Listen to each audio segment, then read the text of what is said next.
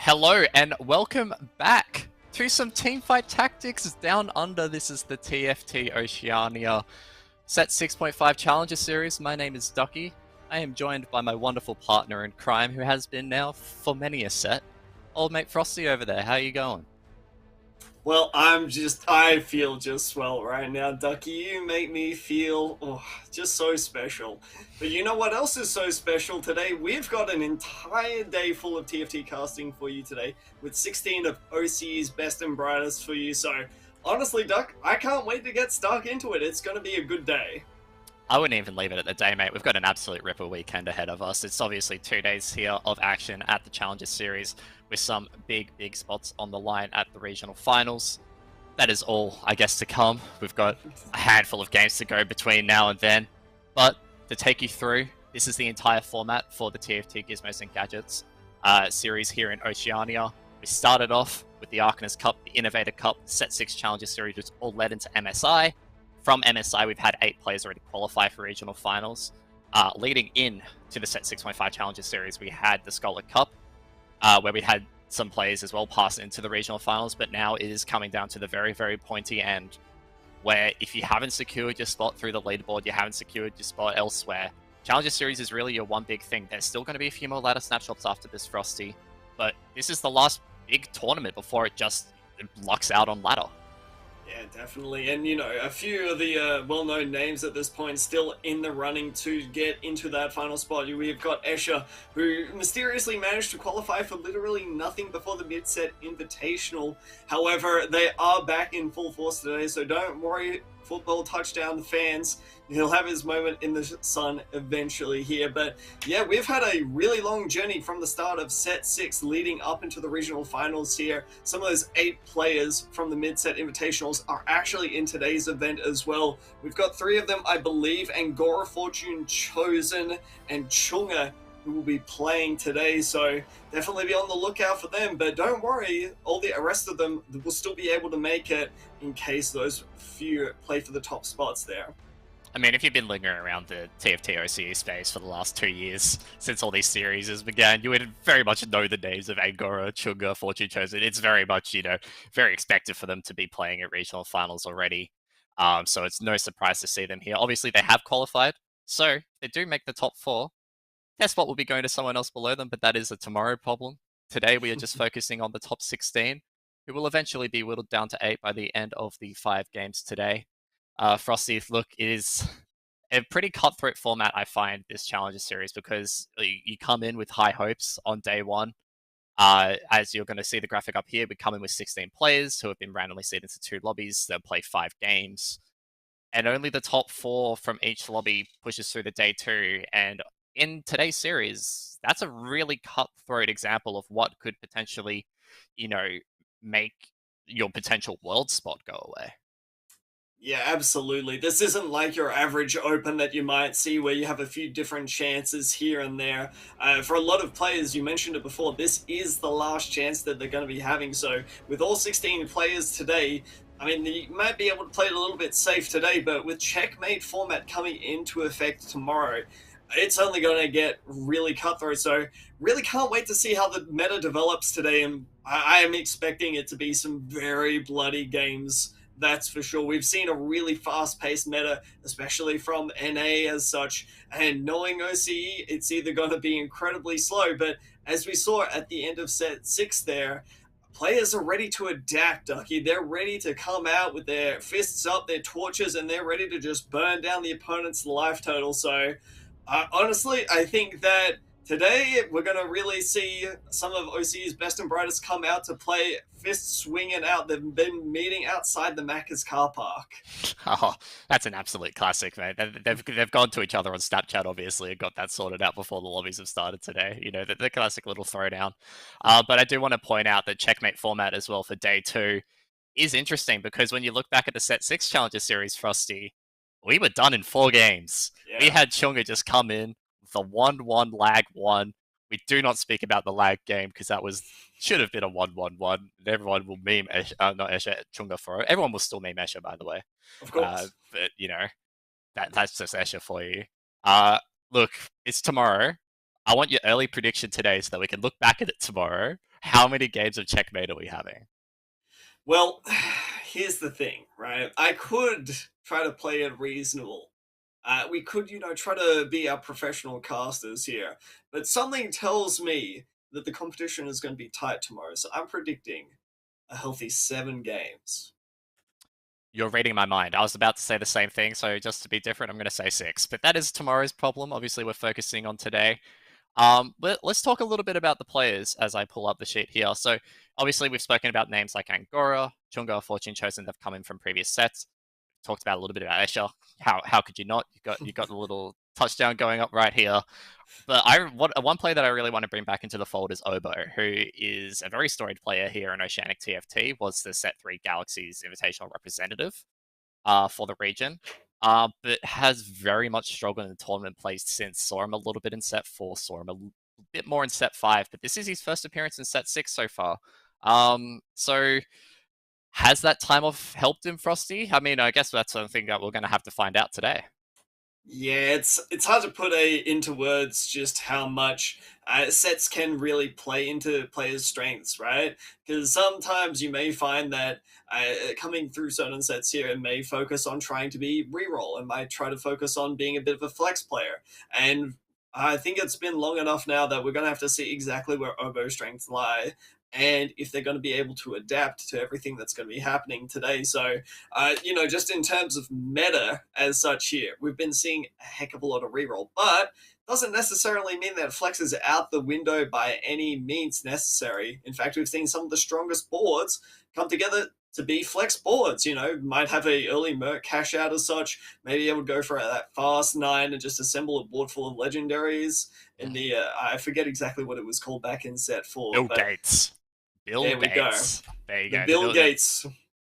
Yeah, look, that's obviously in potential there. So I mean, we were talking about this a little bit earlier, where it's like, as we throw into game 1 now, guys, and we'll continue our conversation about the meta. We are joining lobby 1 with Angora. Nonetheless, the winner of the set 6 mid-set invitational just a few weeks back, Frosty. But as we talk a little bit about the meta, we were talking about it in the pre-show. You can play fast 9, you can play fast 8, but are the lobbies going to be dictated by the amount of players who come in with a plan to play reroll versus the amount of players that come in with a plan to play Irelia or Sivir or another one of those 4-cost carries? And that kind of changes where the rolldowns happen.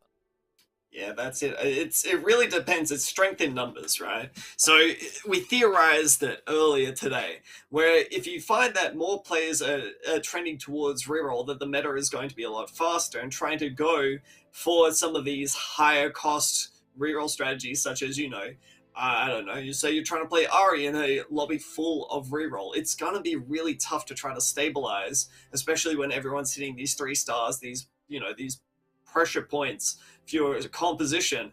They're going to be pinching you a lot earlier here. But as we go into Angora's point of view here, we see the first augment choice. Shrug It Off, typically one of the highest win rate augments here, but is one that's a little bit tough to try to fit into a lot of compositions. And Force of Heart overall strong and can't really go past a Knife's Edge either. But knowing that Angora's got this innovator start here, hard to see that he'll be trying to go for something like a Knife's Edge here, Ducky.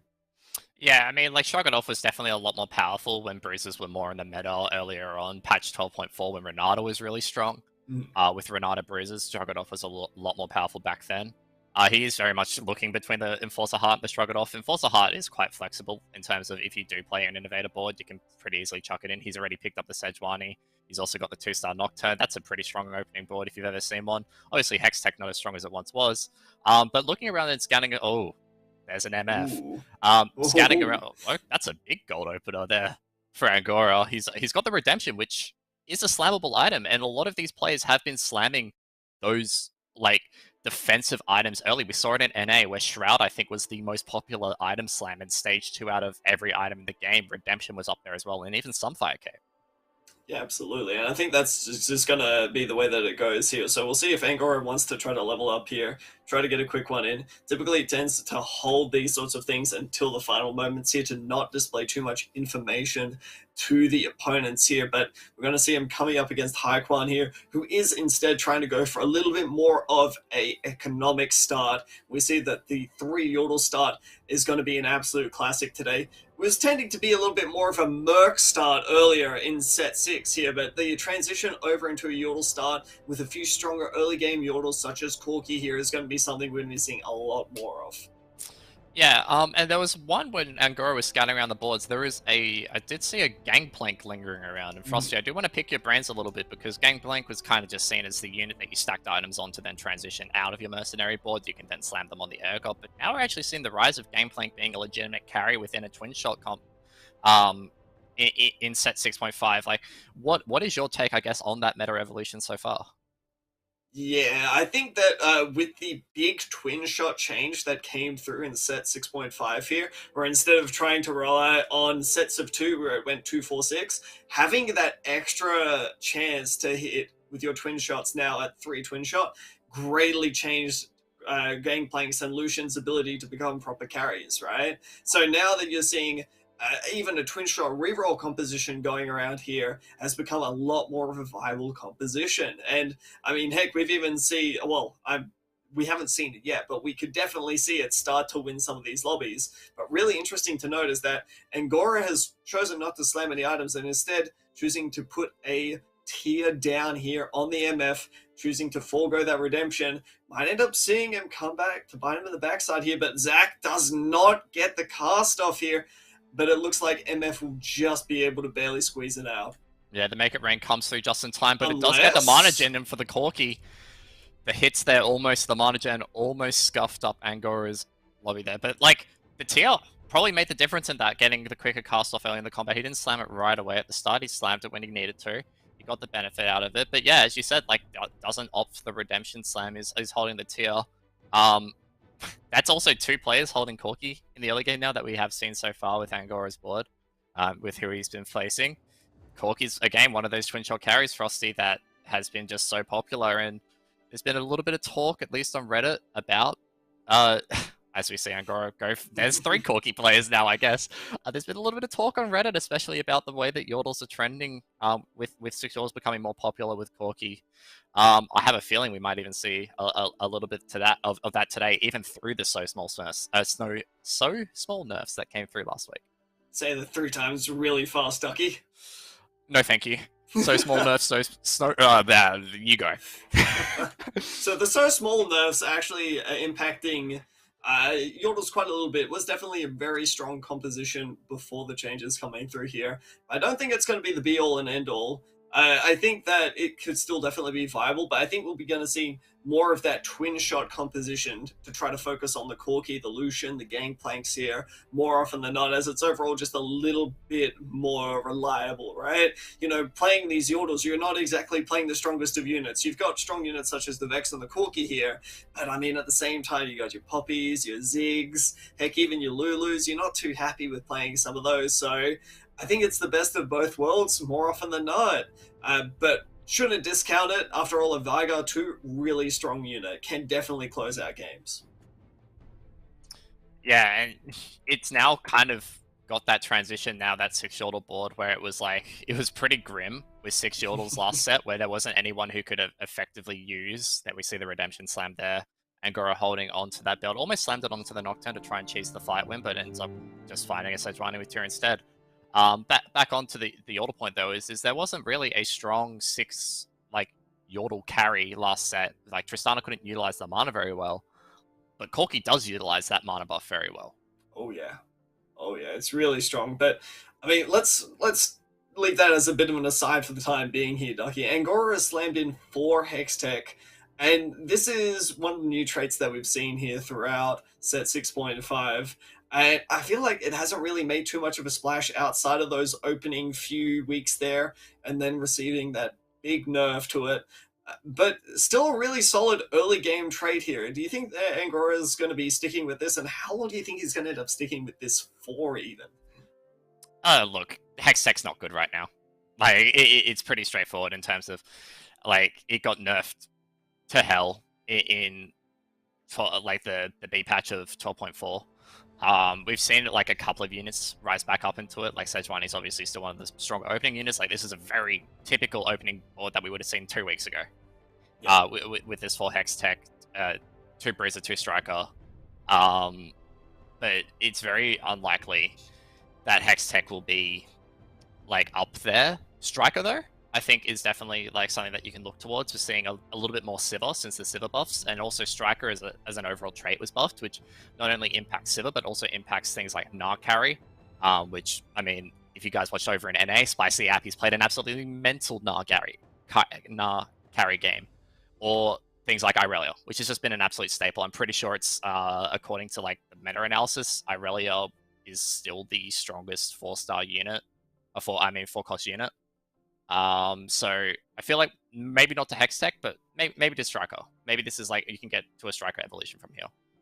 Yeah, I could definitely see that coming. I mean, looking through a lot of players' preferred playstyles here, the thing I'll say about Aurelia is it's usually backed up with a really strong innovator board, you know? I think that is perhaps the most natural transition here. But, I mean, there are definitely some creative ways that we've seen players get to certain board states here, and I think that that's really going to be one of the highlights of today is, you know, for example, with Angora's board here, it's not exactly the thing that you're going to see most often during the early game. So I think, you know, trying to find these big transitions, trying to find something to put it together is going to be what separates the players who are going to make day 2 and the players who are going to fall short today. We've seen Nangoro already pivot through a couple of early game boards. He obviously had the Bruiser start, now he's moved into the Hextech, and now he's holding on to what could be his mid-game board of Chemtech Challenger Frosty.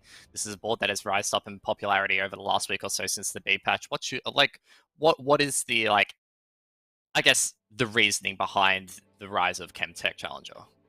It's just really annoying to deal with. Yeah, Warwick, that's fully stacked, Ducky. I don't know if you've been on the receiving end of one of these, as we see that Angora casually hits a Swain too as well. Pretty good. It's just annoying to deal with a really strong Warwick, especially with something like a QSS. I think that's perhaps one of the strongest things that you can play with it. But I think that, yeah, we're going to see the kind of pivot out here, just slamming down a Shiv. But yeah, it's just annoying to deal with all of these really strong Chemtech units all at once, too much healing. So yeah, it's just annoying, dude. We have a look over here to Zuggs' board, who has the 2-star Renata, obviously, if the 2% Renata, sorry. Not the 2-star, that would be very crazy at level 5. The 2% Renata here. A new unit in Neon Knights has fallen off a little bit on the meta side of things, as we do see the Malzahar getting stacked up. Malzahar carry still quite popular. The 7 mutant Malzahar is absolutely ridiculous, especially if you get Synaptic Web. I don't think we have necessarily seen what mutant is this game. Maybe if Angora pivots onto it. But as we look, oh, it's Escher. And he's playing a little bit of Assassin with the Talon, but no Debonair Talon in. So what's the out from here for Escher, who's just rolling down here at 3-2 to try and find some upgrades, looking for that Talon too. Found the Aurelia there, but not really getting what he needs, Frosty. Yeah, he looks like he's just not a talented hitter right about now, because he's going down to 0 gold and not really much to speak of here. You know, we don't know whether Escher has actually done the VIP trick where you buy up a VIP and then sell it off, because you can't find that same VIP in shops until you buy up another one. So we don't exactly know whether Escher has gone through all of that quite yet there, but seems to be like there's just not having a lot of luck with it right about now. And, you know, being down this low in health is not really a great spot. From 3-2 onwards, this is really the point at which you want to start having a few good fights here, because that is, you know, the big power spike, hitting that Talon 2 with Debonair, getting that true damage down. It looks like Escher is just having none of it. I mean, he's also slammed the RFC here, and like, as we move on to the Augment choice, he gets the back foot, which is pretty powerful for something like an assassin board, but also opens up the options that if, yeah, he does take the back foot here, where he can just keep all the assassins back line, but it also leaves him a little bit more open to pivoting into something like a Draven, which is taking the words right out of my mouth. It's not impossible. Right, and that's the thing to remember, is it's not out the window right about now to try to go into something like a Draven. You know, I'm pretty sure Escher is 99.999999% of the time going to be sticking with just trying to go straight into this Talon board. But, I mean, you can never know, as we see Escher is always just a really emotional player here. Just having a look around, seeing that Mal's too. But I think more often than not, we can pretty much guarantee that it's just so hard to pivot out from this spot here, especially with that Assassin Heart start there. It's pretty much guaranteed what Escher's going to be going for this game. As we see, he is right into this Keeper's board with the Mals too that he was just complaining about a little bit earlier. Looks to be like Escher might be able to get into this Mals, though. Killing off this Mals would be a big pickup, Ducky. Yeah, he does manage to take down the Mals thanks to the Nocturne Fear. Obviously, the RFC helping here with the Talon plus the back foot. But if the Talon probably just doesn't have enough damage to get through the rest of Blaze of Epicness's board. What a name, by the way. A new player onto the scene here in OC as we move over to the carousel. There's a Draven with a bow. There's a glove. What's Escher looking for here? He's kind of just gutting it for the glove, and I think that's pretty safe. He can put an IE on. And starts stacking that damage up on the Talon.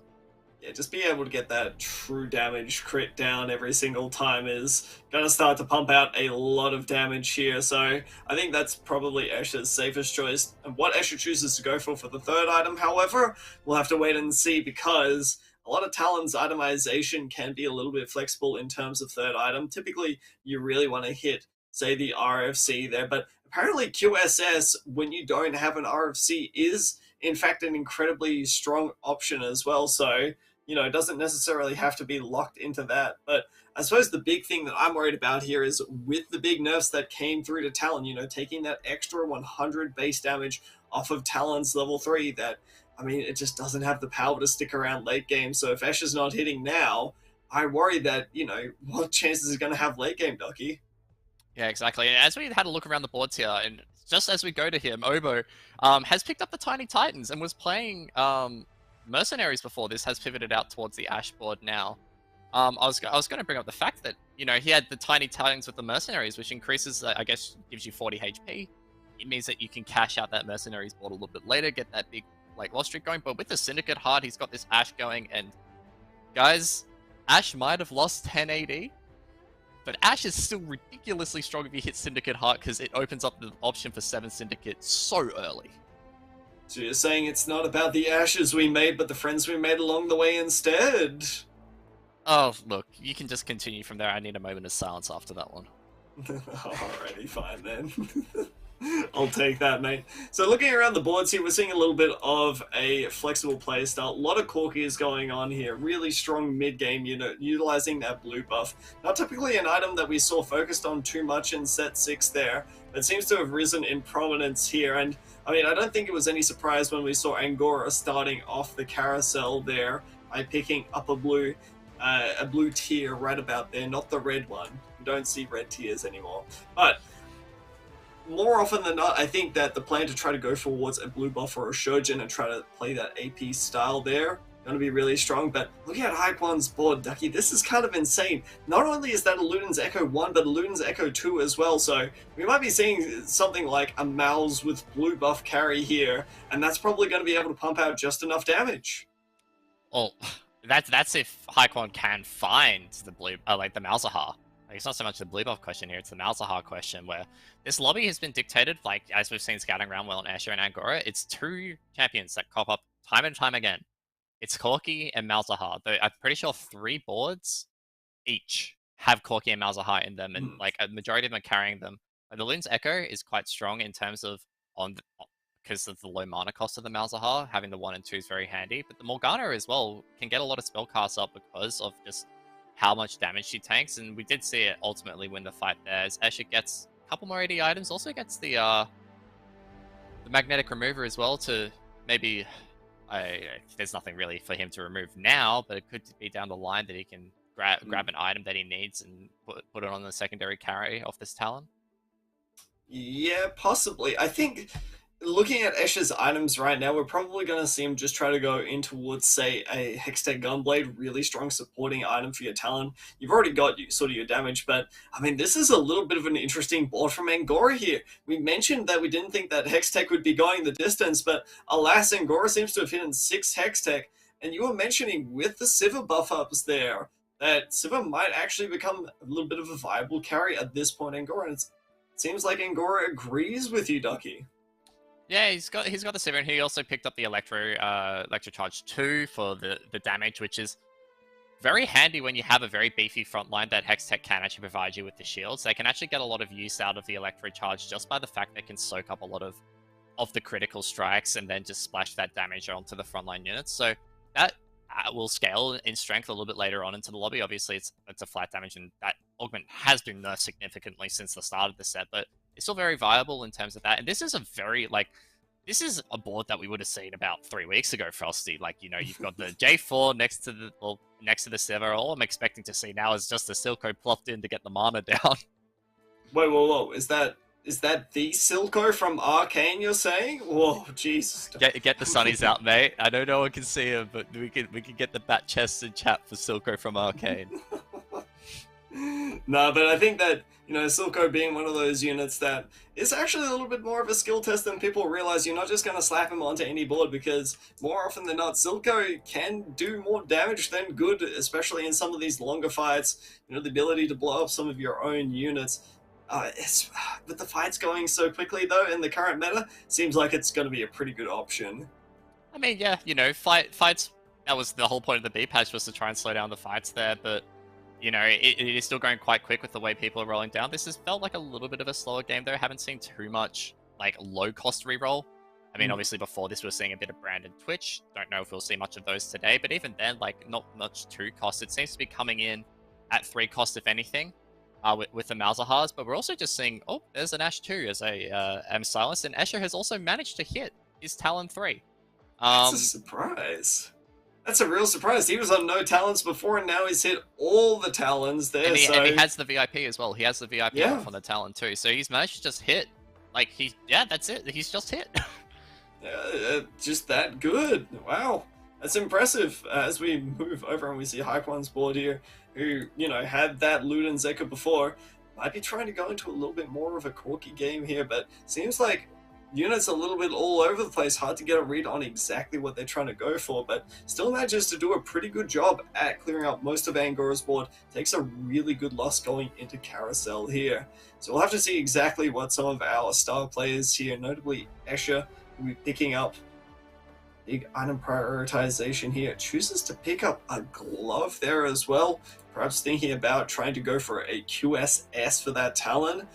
And we see Angora getting a little bit dizzy here as well, Ducky, you know, trying to make some quick decisions as to what they want to pick up. Chooses to forego the spatula there, instead pick up a final bow for a Sivir item. Spatula does open up a like, you know, getting, I guess, more traits on board. But you know, the bow is just such a staple in Sivir. Basically every bow item works on Sivir, minus like ZZ Rot. So it can be pretty good. Just get the bow on. He had the cloak on bench for a Runan, so that's obviously a nice slam. We do see Escher though does opt for the QSS, which is kind of, I mean, it depends how you see RFC, is whether it's double defensive item or not. RFC is not a defensive item to me. Some people may argue that it is. But yeah, this is a board that also just lost last combat, by the way. So he still hasn't managed to stabilize yet. He does actually come into Angora, who pushed to 8 just then, is still sitting on the Sivir, but the good thing about this Talon having the RFC is that it typically stays out of the range of the Electro Charge, and like the Electro Charge proc doesn't end up resonating out towards the Talon, and you can see this Talon hasn't even had their shield broken. Yeah, it's definitely really strong when it gets going here. That's the thing, and I mean, you mentioned it before, but I mean, this is a pretty interesting choice. Tiny Titans going to be providing a little bit more value for Escher. I think this is perhaps the one instance where I do like picking up this Tiny Titans, Ducky, where you're low on health here, and you just need a little bit more to stabilize. I think that in of itself could possibly change this from a potential bot 4 for Escher to an almost guaranteed top 4 situation for him. Tiny Titans might be the best augment in competitive TFT, and here's why. If you can turn a bot 4 and like you're like low on HP heading into 4-6, if you can turn a bot 4 into a top 4 because of the extra HP bonus that you get, that gives you an extra bit of leeway. Escher was really sitting at that dangerous mark where they had just stabilized, but they weren't too far ahead. This gives them like an extra 2 to 3 combats, depending on when they take those losses, to actually stabilize their board.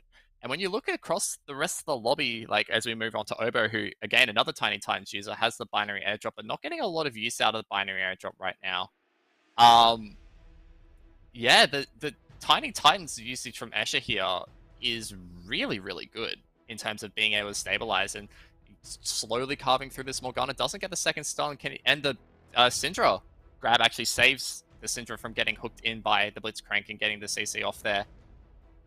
It's just given Escher more time, and time is all he needs. He has a bit of board strength now. Once he gets those upgrades, he's actually going to be a pretty scary late game threat. Yeah, definitely. But I mean, you started to see one of the weaknesses of Talon there is that, especially if you don't get access to the backline carries, Talon is not exactly the fastest killer for an assassin there. So more often than not, if you end up on some of those tankier carries there, something like the Ash can turn around and just start working on your Talon, which is going to be a big detriment to you there. But, for the meantime here, while Escher is just slowly working towards, trying to hit level 7, trying to hit some of these power spikes, it seems like Escher will be in a fine spot, but come to stage 6, we'll have to reevaluate and see exactly where they end up. He's got the Giant Slayer here as well, and he's just going to slam down on the Kha'Zix. And if he can hit the Kha'Zix too, that's a pretty strong spike for him. He just is lacking a second damage threat right now. It's a Syndra 2 that's unitemized, so it's not going to be dishing out a lot of pain. As we look across kind of like the rest of the lobby, we like Colorful down there on 13 HP has the Malzahar too, but he's kind of lacking a little bit of a secondary damage threat on another board. We look over here at Yush, who is running it back with a bit of Renata bruises, as well as the Irelia 2 with IE and BT. That is a scary double threat if I've ever seen one. Yeah, and I think this is going to be the thing that we see a little bit more of coming into it, where, in the past we would say, all right, this is exactly what this player is going to go for. There is a set composition they are going to try to work towards here, and we're just going to have to wait and see, how long it takes them to get there. Well, it's not exactly going to be the case here. More often than not, we'll see a lot of players, trying to put boards together and just make it work. As we see that Colorful, unfortunately, was not able to make it work, going out in 8th place, our first elimination for today. Bit of an unfortunate start for Colorful there. And Colorful heading into this is, like, we haven't seen them much in terms of competing in OC TFT, but I'm pretty sure they were sitting 4th on ladder. We checked just Lore Chest just before we went live. So they've been really strong in tourneys, and this is a player that was unheard of before set 6, and is now kind of getting a taste of tournament life now. As we swap over to Angora, sitting on 21 HP, has found a Jace for a nice secondary carry alongside this Sivir. The acceleration gate really helping carve out this massive amount of damage from the Sivir, but it can't get to this Ahri, who has just wiped out the front line here. As Angora inches ever closer to death, and I mean, is this just a Hex Tech diff? I hate to say it, but it just doesn't look too hot, It doesn't matter whether you've got everything coming together here. Hex Tech even has the really nice 4 Enforcer board here and everything. If your team's just not dealing that much damage, you're just not going to be able to defeat some of these boards here, and especially when a lot of these carries, they've got things that have really good access to backline, and let me tell you, Sivir is not a tanky character. Sivir will melt apart if she manages to get touched, so I think that is perhaps one of the big weaknesses here for Angora, is trying to position away from some of these strong carries, but, I mean, it doesn't matter against the Victor here, because those lasers will more often than not find your targets, and the victim manages to get a big cast. We'll need to see if this is enough from Angora. Big damage coming through, but the Ricochet is also doing a ton of damage, and Angora managed to stay alive for another day, Ducky. Yeah, and that was a very scary moment with the Victor there as well, because Haekwon's bold as well. He has the 2 Luden's Echoes. He has the Luden's Echo 1 and 2, so that first hit of damage off the laser is going to do so much more as a surrounding burst. Angora here trying to decide what they want. Could go for a more tanky frontline option. They do. They pick up the Gargoyle Stoneplate to help reassure their frontline. Probably just end up going on the Sejuani, but this Sejuani 2 at this point in the game isn't enough to tank up for some of these boards and allow the Sivir to ramp up. When you're looking across at these other boards, they have Zephyrs. They just pick up the Sejuani, and that's free backline access. The Sivir doesn't get the time in these combats to ramp up Frosty. And I think Angora's days are pretty numbered right now. The Vi 2's a nice upgrade because of the he blocks out, I guess, in shot, but that's about it. Yeah, it's a hard ask at this point, to try to be starting to beat some of these boards that are starting to hit their 3 stars and just hitting overall more carries right about now. And unfortunately for Angora here, it seems like when you play against other really good players, they already have future sight. They don't need the ability to see which board they're going to play here, because they already know half the time which board they're going to play and how to position around that, and to try to, beat them up with Zephyrs here. So I think that, Angora's really just trying their best right about now, but, I mean, as we see this damage coming through from the Mals, it's barely going to be enough, but even this is just barely staying alive. It's just so close. Every combat for Angora, and Escher as well, as we were talking about them earlier, is just so close. That's a big pickup there with the Jays. If you can, like, hopefully find a role for it. But his feeling is just not coming together, it feels like. As he ends up selling the Alistair, he was sitting close to try and find that Jace 2, doesn't find it. Like, he's got this top of the, like, he's playing Yush, he's playing Oboe, but like Yush has had a very strong board for most of this game. Oboe managed to stabilize with the Ash 3, as he does actually end up matching into Oboe with the Ash 3. Best in slot Ash items, but the Enforcer here is absolutely huge and gets both of Oboe's carries, Frosty. Yeah, but we'll have to see if this is enough. I mean, you know, the Zyra does do a really good job at managing to stabilize this backline, and the Ash, with this inherent takiness, the 7 Syndicate manages to do a ton of sustain, and Angora just barely manages to stay alive. 1 health and a dream.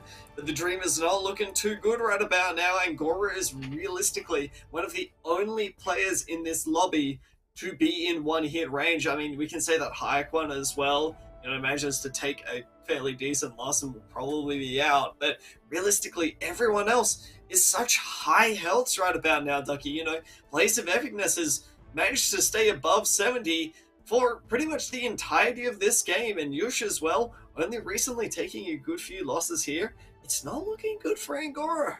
Blaze of Epicness was win streaking basically all the way through until midway through stage 5, by the way. Like, they were 100, they were Mr. 100 the whole way through. So their boards like started to slow down a little bit, but like the tempo of this lobby has been not one for reroll, and it is just looping back to what we said at the start of today, where are we going to see reroll? Are we going to see level 8 and 9 boards? And this has kind of been like a little bit of an in-between game, but it's definitely been like favoring the players who are pushing those levels. Yeah, but unfortunately for Angora, it seems to be that, you know, it would be favoring him right about now. If there was just something other than this Sivir on the board, I hate to say it, Ducky, but, you know, as much as you may love the Sivir as an option here, it just doesn't really seem to be doing a heck of a good job, as we see the assassins from Escher and this is just the one board to jump onto it. This is just the board that absolutely ruins it. The backline access here from Escher's assassins just instantly takes down the Sivir. This is going to be Angora dropping here in 7th, taking a very, very hefty loss as we move on to Escher. By the way, guys, we do only have 2 perspectives in this lobby, so I am semi-hoping Escher stays around for a little bit longer so we can see what has to play. But like we said, the Tiny Titans, without it, Escher would be out now. Yeah, so he's got a pretty decent board now. Yeah, that's it. Actually, this level 8, you know, the 5 Debonair, getting that extra bit of tankiness into the composition here. I suppose that's kind of the one thing that Hextech kind of lacks, is even though it's got those innate shields, if you're managing to not let the fights go on long enough here, they're just going to get burst down throughout it all here. And, you know, it's the straw that breaks the camel's back against Angora. But we're going to have to see how Escher does coming into this Kai'Sa. You know, Kai'Sa making a bit of a resurgence recently, but doesn't matter. Gets one tapped by this Talon. Kha'Zix's jumping a heck of a lot around here, trying to do its best, but the Kha'Zix also from Escher, also doing its darndest. We'll have to see whether the Kha'Zix can beat the 1v1 against the really stacked Vi. Healing coming in pretty clutch, but it seems like the Mana Reave not doing a ton here. Looks like Escher is just barely clutching on, but no, takes another loss there, putting him ever so closer towards that one-tap territory. Yeah, that was pretty much a Voidborn diff, so it is Voidborn, the execute for Mutant. Yeah. And that was pretty much just that combat, was it was Voidborn diff with how low like some of Escher's units got, and then they just got executed, like the Talon, boom, executed. Like, you know, they don't have to necessarily cross that HP threshold. And then, like, yeah, that was pretty much that combat summed up. As we do move across to, like, looking at a few of the other boards, we've got a Senna 3, which has been quite popular with the Enchanter and the 3 Socialites. We do see it here from, I think this is Yusha's board? No, it's Haekwon's board. But it's actually just been demolished by this Talon, who has insane backline access, who is now out in 6th. Yep. That's that about that. And as we see here, this Silco, has it sabotaged the Renata? No. Maybe? Or Unless... maybe? Has the Silco sabotage? No. No way. No way. Oh, Oh my god. Silco from Arcane, folks. Get your bat chests out. Silco just sabotaged himself. That's the Silco nerf in play. That's the 6 seconds versus 8 seconds right there. If he had 2 more seconds, he lives. He makes it. He wins that combat. Okay, I know you can't see it right now, but I've got a gigantic grin on my face. This is what we're in for today. Then you already know we're going to have some high quality games. And you know, we were talking about early game slams before. It looks like ZZ Rot Portal seeming to be a bit of an all-star right about now. If it wins you combats like that, then, you know, can you really put a price on itemization like that? Yeah, no, I don't think you can. Like, that was... yeah, it was ZZ Rot diff at the end of the day. It was also Silco diff. I'm gonna say the Silco maybe is a bit of a reportable offense after that one. You know, I would not be too happy. My Silco did that in my ranked games. Alas, we are getting into the pointy end of this lobby. Blaze of Epicness, non-play we've talked about a lot so far today. Sitting very healthy in 74 HP. Escher here in second with 21 as they face Yosh, who has the double shroud, getting both sides of the board. The Talon picked up by the Zephyr. This Tom Kench as well with the QSS just can't be CC'd, can't necessarily stop it. This Talon is slowly ramping up, but it just doesn't have enough time to dish out the damage it needs to do. And Asher takes 19 damage to face there. Does manage to live through this combat though, so he is securing that top 4. Is it a little bit of a tiny tines gap? Maybe. Are we seeing another Silco diff? Absolutely. And they don't stop coming, that's for sure. But yeah, I think that the big takeaway here is that, as I mentioned before, Escher's board, especially without that Talon right now, incredibly lacking, right? You just don't have any other damage sources, and you know, the Talon try as it might, it just can't really stand up to the power of a really strong stacked late game board that Yusha's got there. You said earlier on that Bruises received a little bit of a thing in the past, but I'd argue that it's still one of the most capped late game boards that you can hit at this point, you know, with the Renata, with the, you know, the Victor and all that sort of stuff there. I think that's also a symptom. That's also a symptom of the way that the meta has gone, though, especially after the B patch, where like the slowdown of reroll, the slowdown of the tempo of the game by even just a couple of combats has allowed for those boards to be a little bit more powerful. As we do see that this is going to be the end of Escher here, taking 14 HP loss and falls to... Oh, there's the emote of Escher. There's the surrender Cobra from Escher. As we get into our final 2 players of Blaze of Epicness and Oboe. This is a stacked board from Blaze of Epicness. He has the Voidborn Mutant in. This Victor's going to be doing true damage. Doesn't even need the Silco mana gen for this combat at least. But he's fully capped now. Like, the only thing he's getting is items, and this Jeweled Gauntlet is so sweet. Yeah, I have to wonder at this point, you know, is Oboe even have a chance right about now? We know the power of Ashley. We've seen it continuously over the last few patches be incredibly strong. But, I mean, this is a Kaiser 2, 5 mutant here with that execute and that extra true damage here. And it's, you know, it's a multi-layered threat here. It's not just the Kaiser and the Victor. It's also the Jace, the Tahm Kench, the Vi as well. And the Silco to blow up his own units at this point. So I have to wonder, can Oboe even manage to clutch out one fight here, or is this just going to be it? And if he does manage to, can he do it again and again? Oh, he's got about 3 fights to win back to back to back if Oboe wants to be competitive in this. We do see the Jin firing away, gets the Spirit Shogun off the binary airdrop, but the Victor laser just comes through and tears through the entirety of Oboe's board. That's that. That's the game done. That is a first place for Blaze of Epicness to start off the TFT OCE Set 6.5 Challenger Series with the Mutant board.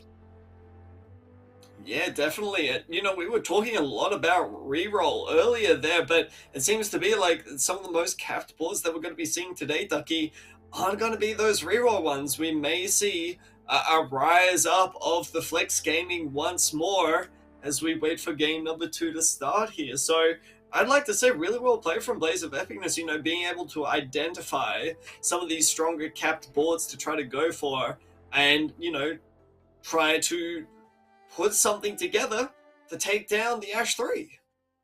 Yeah, and like, we spoke about a few of these boards, like the late game boards earlier in today. Like Mutant was definitely something that we're going to keep our eye on. Tick, we've seen that now. Like, Mutant is definitely going to be something that we see a lot more of, Oh especially yeah. if it keeps giving us Voidborn or, God Oh bless, yeah. Synaptic Web. I want to see Oh some more yeah. Synaptic Web Ari, some Synaptic Web Corki, just Synaptic Web anything later today. But I really want to, like, that augment choice by Escher, I really do want to give him a little bit of a hats off to. I did mention it in the past where, like, you can say Tiny Titans maybe is fake, but it gave him, like, four, probably four more combats, is probably what I'm going to say. It gave him four more combats to live. And that was ultimately the difference between a seventh and a fourth. And, Yep. like, he was one unit loss away. Like, if that Zephyr didn't hit the Talon and he takes a little bit of a lighter loss, it's a third. Like, and that is a massive amount of points difference here. I guess in this lobby, and I think that's a really really strong play from Escher in particular. I think the Tiny Titans, to try to, a bit of a rebuttal here, a fake trait before 4-5. You don't want to try to grief your carousel positioning before everything comes through, but, I think that afterwards there, perfect position for it, right? Just immediately slams down, knows exactly what he wants to try to accomplish at that point, and manages to clutch out a top 4 from a position that honestly didn't look so great early on. Yeah, as we do also have the scores for you now. So we can have a look at how both lobbies did. So obviously Blaze of Epicness, Obo, Yush, and Escher taking top fours in the lobby A that we were watching. But over on the other side, we've got, oh no, Chunga's gone 8th. Oh no. Look, what version of Tawny Chunga are we getting today, Frosty? I guess we'll have to find out a bit later, but a hats The off. reverse Chunga? The reverse Chunga. Fortune Chosen, Cardi, Slumbers, and TXE all taking top fours in lobby B. That just reads like any tournament lobby that we have seen in OCE over the last year. All four of those players have been super consistent, Fortune Chosen especially. And we'll be seeing them some point today, at one point or another. But, one game down, 4 games to go, Frosty. And I'm still pretty sure there's plenty more comps that we haven't seen yet. And I think that's what makes today really exciting, is we've seen a little bit of reroll, we've seen a little bit of 8 and 9 boards, but there's still so much more to explore. Oh, absolutely. And if you want to take off like the bingo list of today, we saw a Hex Tech board, right? Something even coming in today, I didn't even expect a Hex Tech board. And I think that's just insane. But I guess we'll just have to wait and see, folks, as we're going to close out here for the time being. We're going to head to a quick little break. We'll be right back. Don't go anywhere. More TFT action coming your way. Just a second.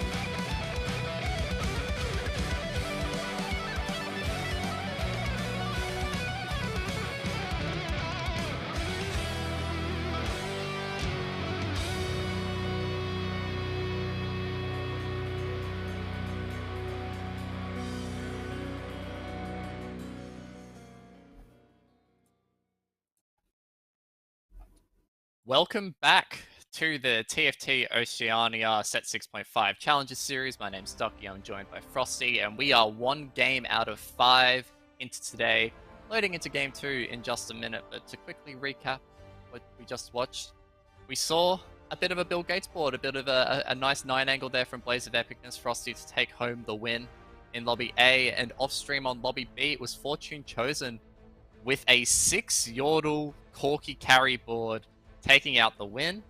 So we are seeing the two ends of TFT coming together today. You're making me look like a bit of a fool over here, Ducky. You know, right after I say that there's not going to be as much Yordles, don't worry about it. It's mostly going to be a twin shot board. Seems like Fortune Chosen goes and decides that it is now time once again to play Yordle. So don't get me wrong, folks. I think that Yordle's still at the moment incredibly strong composition, right? I think that Yordles is one of those things that you really have to be aware of because it can just scale up so quickly. But I think that even throughout all this time here, people are still trying to, greed a little bit too much. And maybe Fortune Chosen just really feels comfortable on exactly what they want to be doing there. So shout outs to Fortune Chosen there. I believe Kade as well, second there. We only haven't really seen too much about Kade until about Sex 6 this year. Hasn't really had too many results before this, but I just wanted to mention that, being able to be second on the ladder after, all of these really strong players have managed to come in and really stake their claim here, Kade's out for blood. And And he's been a really good ladder player the yeah, entirety of this set. Like coming into MSI, he was the highest ranked on the ladder behind Jose. And Jose obviously couldn't play. So Cardi obviously has just been an absolute ladder warrior. And hasn't 100% transitioned to tournament performance. He's been good. never Like does. he's been good, but yeah, ladder play never transitions into tournament. But I really want to bring up, and obviously we can't show this to you guys because obviously we only watch one game at a time. But looking at the boards from last game, Frosty, I'm seeing a 6 Yordle board in first. I'm seeing an Ari board in second. I'm seeing a Draven board in third, and I'm seeing Chemtech Challenges board in fourth. And I'm seeing the two like full hard reroll comps of Ashe and Twitch going 7th and 8th. And this is showing like what we were talking about earlier, where the tempos of these lobbies and what players play and what's actually successful is going to be fully dictated by the majority. If you're going to have a majority of players who are pushing for 8, pushing for 9, you're going to see a lot more players who are doing that find success. If we're going to see more players re-rolling, it's going to be the opposite. Yeah, absolutely. But we're going to take a bit of a look over at TXE here. So we're going over to lobby number 2 for the time being here. Going to spectate some of Chunga and TXE for the time being. TXE being one of those veteran players that we know and love in the OCE scene here, but unfortunately hasn't really had too much claim to fame, I would have to say, Ducky. Unfortunately falling short a little bit every single time. So gonna have to see whether TXE is going to finally be able to, stake their claim, have a really nice result today, or whether it's going to be another one of those showings where unfortunately falls just that bit short. Yeah, TXE is like, if we're going to go into a little bit of a history lesson in terms of OCE TFT, like TXE has always been one of those players that has been up there, but never had the tournament performances to necessarily like make it big at like regionals or like make it to regionals. Like they've always been in like a prelude tournament and then not qualified, or they've always gone out on day 1 or day 2 and never really made it to the final day. And look, that's lived on again so far in set 6. But this is still another chance for him to qualify. Like he always goes in and gets a chance. And if you play around the fact you are getting those chances, eventually one time it's going to work out for you. Yeah, it's a really interesting thing to do with TFT in terms of, tournament results as such, because if we're being real here, sometimes the best player does win on the day, right? But there are going to be times where, unfortunately, Mordog has flipped that switch and you're not exactly going to be able to get there on the day, just didn't really hit on your roll downs as such, just an unfortunate game, you name it.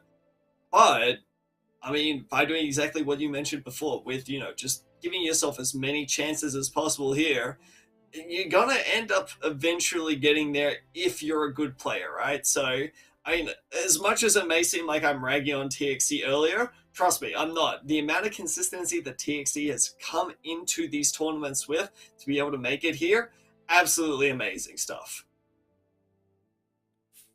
I'm a little bit puzzled at Fortune Chosen's board, but not at the same time. Like, he's got the scrap emblem just sitting on bench with the Mercenary Opener, who is going to get wonderfully cashed out at 2-2, thanks to TXC pivoting into Yordles.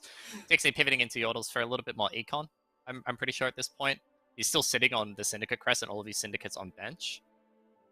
Like, you know, he's basically just ramping. That's 6 out of 9 Darius, by the way. That's so many Darius this early on in the game. And he's looking at the Ziggs too, but also kind of not at the same time. He does end up picking it up and puts in the Darius, just trying to make his board weak enough to lose streak, but not weak enough to bleed out HP. But I'm pretty sure with the Darius upgrade in, maybe beat some of the other weaker lobbies. I saw another Yordle player in there. You know, we're back to Yordle openers. This isn't a Yordle board for TXE. This will be a Syndicate board. He has the Syndicate Crest.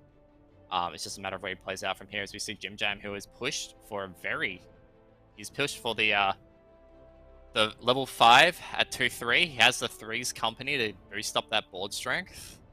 This is a very, very ideal opener, especially because he's hit a couple of carries probably with this 3's company. He's got the Lucian and MF. It's what we can assume that he got from it. Yeah, but I think we're going to see a very interesting decision here from TXC. Chooses to not make economy here. And, you know, we see a few variations on which sort of syndicate boards a lot of players will tend to go for, right? We have seen choices like Ari in the past here, but we also saw some of the Ashe carries like we did last game. So I think we're starting to see from TXC right now exactly which kind of direction they're going to try to go for. I think more often than not, we're probably going to see TXC probably not choose to reroll here, because in a reroll situation, you wouldn't really want those Syndras more often than not. You would want to try to play as economy friendly as possible, but I guess we'll just have to see, is this Ashe going to be picked up here? More than likely, but it's hard to say. I think that more often than not, I'm going to stake a claim. I'm going to say Tix is going to go for Ari here, but we'll have to wait and see now, won't we, Ducky? I mean, like, his items for Ari are pretty good. He's got, he's got Jeweled Gauntlet, Giant Slayer. Like, it's not necessarily bad. All he's waiting on from there is a blue buff, and he's happy as Larry. He's sitting on the 5 Syndicate. Like, I think he's missing at least one more sword if he wants to play Ashe. And, you know, I think it is very smart that if you pick up the early Syndicate Crest, you can kind of just play off the fact that you have 5 Syndicates so much earlier than everyone else. That ends up win streaking you all the way through stage 3. Like, we're going to see him just cop the loss streak all the way through stage 2 here. Like, there's no point for him leveling and ruining his streak here.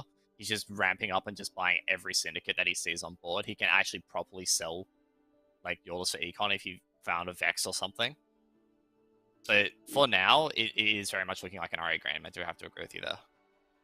Yeah, I think the selling of the Morgana pretty much confirms it doesn't want to have to put a Morgana in later on with that rod on it. So, I mean, still no items being slammed here. Definitely just trying to play for that loss streak. You know, scanning out Take It Easy's board here just to make sure that they are weaker than them. But we'll have to wait and see now as we see Take It Easy has hit that Debonair talent and does have Debonair in, but no really strong frontline here means that doesn't really matter, as even the tanky units right about now would probably be strong enough. Oh, it looks like Take It Easy managing to start it, carving through this Poppy here, but there's the big boss of Darius too, and the Nocturne just used its ultimate as well. So it looks like Darius gonna be getting this big heal off. No, TXE manages to keep the 5 streak into Krugs here. Big loss for TXE. You say big loss. It's a good loss. We call those good losses. Yes. Yeah, big good loss. Yeah, a big, asterisk. Good loss. Yeah, the big with an asterisk. Lose HP, keep 5 econ. Keep 5 loss streak. We take those. Win-win. And also ruin Take It Easy loss streak at the same time, because he was lose streaking into Krogs there and obviously just managed to get enough board strength with that VIP talent. Has the trade sector as well, which is going to be very, very handy once he comes to that level 6, because he can just spam the reroll button to try and find those talents, those Syndras, etc. With this rod in tier, with the Oh, second rod into here, oh, TXE oh. would be clinically insane to not play Ari. So I mean, the game's giving him exactly what he wants here, and like TXE won't necessarily be too fussed about this opener right now. As you see, he's fully pivoted out of the orders. He's just going to stack Ari items on the Syndra for now. But yeah, I guess we'll figure out where TXE ends up later in the day. And look, if we're going to start talking about the power of Tiny Titans again, 68 HP, you don't have to worry about it if you luck out and roll a Tiny Titans in a future augment shop. Yeah, but that assumes that you're going to be getting a golden augment later on, and that's not necessarily going to be 100% right about now. Slamming the Rage Blade now. This is a really interesting one here. Not really that many good Rage Blade users besides the Ash here, and it seems like Chunga is also going to be playing some Talon here, so Take It Easy is going to have a little bit of congestion going into stage 3-2 there, but Chunga also has that Debonair Spatula there, so I think overall we're going to see a stronger board from Chunga, but in Chunga's position, I don't know that it's necessarily the greatest thing to try to contest, considering the fact that you're more than likely just not going to be able to put together as strong a board as Take It Easy will. Alright, Frosty, I really want to put something to you. Before we jumped onto cast today, it. there was one comp that you said we won't be seeing a lot of play of. Do you want to repeat to the audience what you said? Because we've seen a hell of a lot. We've seen a hell of a lot more of it than I thought we would. I mean, I could say yordles here, like I said before, but I mean, would I necessarily? It's so hard to tell, honestly. You know, you never really know until you're here. So I mean, we make estimated guesses as casters before we come in. It's a bit of banter. We have a little bit of fun. You know how it is, Stucky. You're not gonna. This is a whole load of dodgy to try and say I was wrong about Talon. No. I know that I may have said these things in the past, but I gotta say my heart really wasn't in on it at the moment. So, you know, I think that you can let me off on this one, right?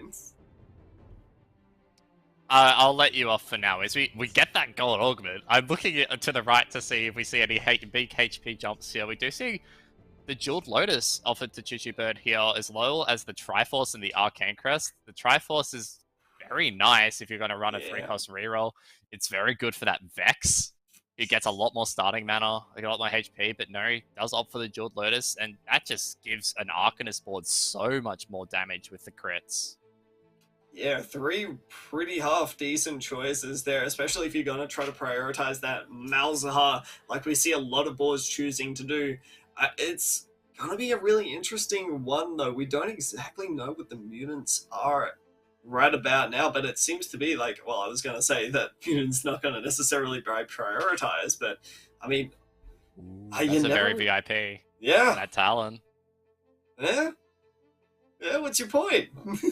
I'm just saying that's going to be quite nice. And there's another Debonair Crest Talon that I saw across the road as well from another player. And we see Cardi with the Tiny Titans and the Electro Charge here with another, like, just, we're seeing a lot of your, like, Arcanist boards. Like, this is the Malzahar more than anything. This Vex, though, from Gigi Bird is so strong. Have we actually spotted what mutant is? I haven't actually had a good look. I think it might be Metamorphosis. Yeah, I haven't exactly seen what the little animation's been playing, but never mind that. We need to see what exactly is going on in Carousel here. Fortune Chosen, we were praising them before, managing to come first in last lobby, is one of those first picks, instead choosing to pick up that Draven. We haven't seen too much Draven in the last lobby there, but I mean, I suppose that just goes to, you know, show you exactly how flexible a lot of these players are at the moment. There is no way Chuchu Bird gets this spat, by the way. Oh, he's not opting for it. That's right, there is no way that he goes for it, especially if he's not trying to go for it. Okay, so Chunga just gets a second Debonair spat. Yeah. You know, these things happen. Alright, so Chunga had the lag game first game, guys. This is the repeat of Challenger Series Set 6, where he goes 1-1-1, right? Is that what I'm seeing here, Frosty? Because I just can't believe he's gotten to the second Debonair spat just like that. This is going to be a Debonair 7 game from Chunga, almost guarantee it at this point. But I mean, I wanted to just mention there, Fortune Chosen has a really strong board. We're going to get to see it again here. Is still trying to take that cash out. That's a stacked Malzahar with binary, but I think the one thing standing in the way here is going to be this Vex, but the Vex gets chucked straight back in the middle of Zuzu's board. Frontline is gone. Vex manages to get a massive secondary shield off here, and the Malzahar is not going to be able to spread enough here. And Fortune Chosen takes another massive 5-unit loss. I mean, he's still got a little bit of time, 30 HP to play with. Can look for a 4-1 cash out. I'm a bit petrified of 4-1 cash outs. Yeah. Those who watch regional, the MSI here in OCE will know that OCE players aren't good at cashing out at 4-1. we had a spicy take. We had a few troubles with it at MSI. But Fortune Chosen does have a very strong option to cash out between the scrap and the binary airdrop. That's a very strong combination. And it was really just 50 damage away on the Vex from being able to do it that combat. So, you know, it will eventually happen against one of these other boards. Like if you play someone like Slumbers or TXC, who's a little bit on the weaker side, as we look over to Take It Easy's Talon board with the very VIP. Hitting on this Vex right now, but yeah, just the Vex shield is absolutely huge. Does get tossed out of the combat, and the cast comes in just in time to guarantee the Vex's safety. You see Choo-Choo board keeping an eye on Fortune Chosen, who might be cashing out here. Rolled the Zephyr here on the Malzahar, and this is a cash out as we're going to see 7 little legends on one board, plus Fortune Chosen as we watch the cash out. He picks up a couple of units. He's selling them off now. He picks up a rod. So that was a lot of gold. A couple of, I think maybe 1 component, or was that 2 components with the cloak? I don't know. It was a lot of gold though, but not a lot of units that he can actually pivot off into. No necessarily 4-cost carry that he can take. Yeah, not a super impressive one. Looking at that, they're probably about a 5 or a 6 unit loss at that point. So, I mean, all in all, a decent cash out there, but I think it was a 7. Like he scouted. I think we just saw the scout. Like Choo-Choo Bird scouted the chest. I think it was a 7. Yeah, 7 value in the chest. So I think that's a little bit on. It feels pretty middling. It's not necessarily loads, but it's not necessarily high in getting those transition units that you really want out of the mercenaries when you head into stage 4. Yeah. Well, looking at Choo-Choo's board right about now, probably going to start to see a little bit of a slow roll. No, actually not going to start to see a slow roll at all. Call me a liar as you will there. Instead, choosing to try to go for some of those fast 8 boards, perhaps trying to look for a little bit of a, I don't know, a bit of a Kaiser game again, Ducky. Maybe I don't know what like the option is from here necessarily. Like slamming a lot of these AD items, but doesn't necessarily have like attack speed or anything else to go for it. Because like my first mind was like, all right, Jeweled Lotus can actually work decently well with like Irelia, but it doesn't necessarily have the board to pivot out into from there. It feels like Arcanist is just super contested, and like the AP boards are all really contested, and it's just leading Choo-Choo Bird into a point where he's kind of getting funneled away from it as all these other guys have rolled down a lot earlier to hit their power spikes. Yeah, but we've moved over to TXE now, and we mentioned the Ari. I mean, this is looking like a very strong Ari board here. It's going to be a 7 Syndicate Ari board as well, and it's going to be fully stacked at this point as well, and this is exactly what TXE wants. I'm only a little bit scared, though, because coming up against Chunga here, who has been reasonably strong throughout the entire lobby, it's going to be tough. But if the Ari can manage to dodge out from this Talon, especially as it tries to tear through the backline, we'll see whether it can manage to clutch it out, but it looks like the front line's also gone. The support just isn't there. Taking a half-decent loss, but is it good enough? I mean, the very interesting thing, if you have a look at Chunga's board, he's still on that waiting room for the Debonair Crest. He hasn't hit the Debonair Emblem. So, you know, but the thing that interested me there, and I'm going to pick your high yellow brain about this, Frosty, is the slam of the Ginsu onto the Zyro. Like, we talked about it maybe going on the Ashe, but going onto the Zyro means more backline stuns, right? Yeah.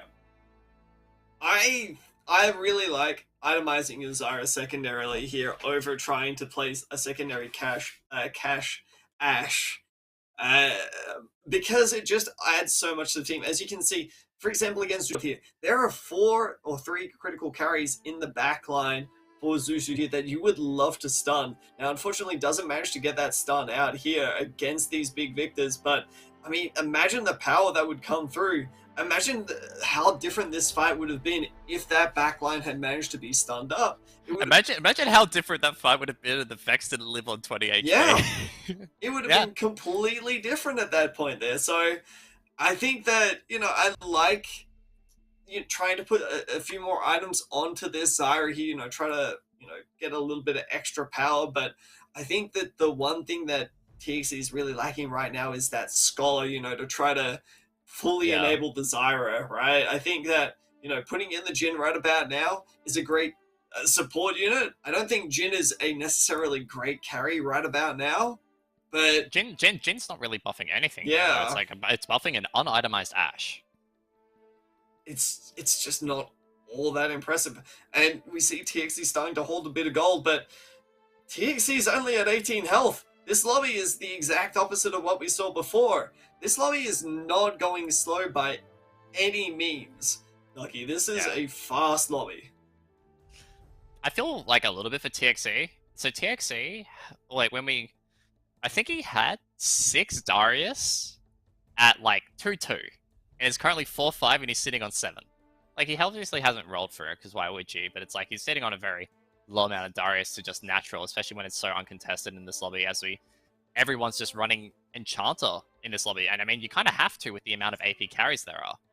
But it's just been very, I guess it would be a little bit frustrating for TXC to not have the Darius to bolster up that frontline a little bit. Especially when he's lacking a lot of frontline items, because all of his items are being used just for damage right now. Yeah, and it's a strange spot to find yourself in here. When you find yourself in these positions here, it's really tough for you to try to do anything about it here. You just kind of have to work with it. As we see TXC, unfortunately, manages to find his 8th Darius, but not exactly in the way that he would like to have found it there, honestly. Finding that bodyguard crest. Like, the Cybernetic Shell is, like, okay, but, like, it's just not in this lobby. Because this lobby is so AP heavy, but the Cybernetic Shell, because he has like a couple of components that he could spread on his front line, would actually be like kind of handy if there was more like Irelias or I guess Sivers, which we saw last game from Angora. But because it's such an AP heavy lobby, he's kind of forced into the Luden's Echo, which again isn't necessarily a bad thing on this Ari. But I feel like the one thing that TXC's board really is lacking right now is just like frontline. Like, he doesn't have a Gunblade to heal up this front line. He has 1 defensive item in an Ionic Spark, as Cardi just completely opens. So that's Cardi going out at 8th. He's just done with this game, as Cardi has said. Cardi has said goodnight. He's just done with this game. Looks like Cardi has fully embraced the meme. He's embraced the Choquin meme. I can't believe he's done it there. A bit of handshakage going on there, but I gotta say, Cardi been one to talk a little bit of trash right about now, but he's a good memester at the same time. The Choquin hands up meme right about there. An absolute classic. I was gonna say, there's a reason why we have the box in the top left, Frosty. That's it. But yeah, Cardi out in 8th there. Not really much to say. Did basically just open fort there. Real probably didn't have an out, but Cardi, he'd been kind of lingering around that low HP for most of the game. As we move on, we see a Silco being played with on that Victor. So Victor and Silco very much have a very nice synergy for that first cast. Yeah, that's it. Picking up a Reforger here, not a bad one, but I gotta say... Oh, wow, actually just straight up goes for it there. Interesting. I was gonna argue that Hand of Justice, not a bad pickup there, honestly. I was gonna say, does he full RNG, make the Hand of Justice, and hope he gets a tank item out of it? But no, he just he obviously wanted the tier on the Zyra, and then he makes the tier into a blue buff. That's quite strong. The most important thing is on that roll down, he does manage to hit the 2-star Ari, which is a huge power buff for this team comp, and with the Syndicate Omnivamp, this Ari is going to live for so long. As we look at who took Portable Forge early? I'm pretty sure this was Jim Jam, who took the portable forge early and has it on the collector or the Oof. Irelia, and that is very scary. Yeah, surprisingly enough, though, TXE managing to come out unscathed from this combat even after the Ari gets hooked. Not something that you end up seeing a heck of a lot, especially considering the fact that, you know, Ari being pretty much the only damage from this composition here. But it seems like the Jin managing to come in a little bit clutch there, and nothing really turned to focus onto the Ari, so TXE living to fight another day. TXE is just hitting all of these pairs now. Like, that is the reason why TXE is still in this lobby, is he has hit so many pairs over the last few turns. He's hit that Jin 2, he's hit that Braum 2 just then, he hit Morg 2 a few turns ago, and he's also got the Ari 2. Like, him hitting all of those pairs has made his board so much stronger. As he rolls into Juju Bird, is that the double trouble? I do believe it is, yeah, double trouble too. For this entire board, and the Victor cast is coming in clutch here, but no real spell damage to help that out, and it seems like the Syndicate buff there managing to keep him alive. It's got that Dual Lotus and the Runic Shield as well. That's a heck of a stacked board, but I don't really think the strength is quite there for them quite yet. Has a little bit of health to play with before they He's really just manage to looking hit for that Victor 2, right? Yeah. Like, that's basically it. Like, if he hits the Victor 2, and then obviously the way that Double Trouble works is you get the other one back in, that's very strong from there. But the thing that he's also losing out on there is a lot of core synergies. Like, he's losing out. He would have to cop the L on something like Arcanist or Chemtech down the line, or Scholar even, for the mana buff. But he's managing to balance it pretty well right now, just focusing the Double Trouble on that Victor. As we look across to another Silco board here, from Chunga, who still hasn't got the Talon, but I don't think it's necessarily a massive problem for him, considering the fact that the rest of his board is just decently strong. Yeah, I was gonna say, I don't think this is gonna be a game where we see Chunga really try to invest too much more into that Talon. It seems to be like Chunga pretty much just happy to keep it settled at level 8 at this point, really wanting to try to find something like perhaps a VIP Draven. Something of the sort there. We'll have to see. It's TXE going immediately into that Morello there, identifying the problem with the composition, doesn't have enough anti-heal, and considering how the lobby is going, Ducky, I love this choice. You know, we have seen quite a bit of Chemtech around the place here, so I think that, you know, being able to get this anti-heal down onto the team is going to be very valuable. This is Chunga's out now. He's picked up the Zeri with Gunblade here.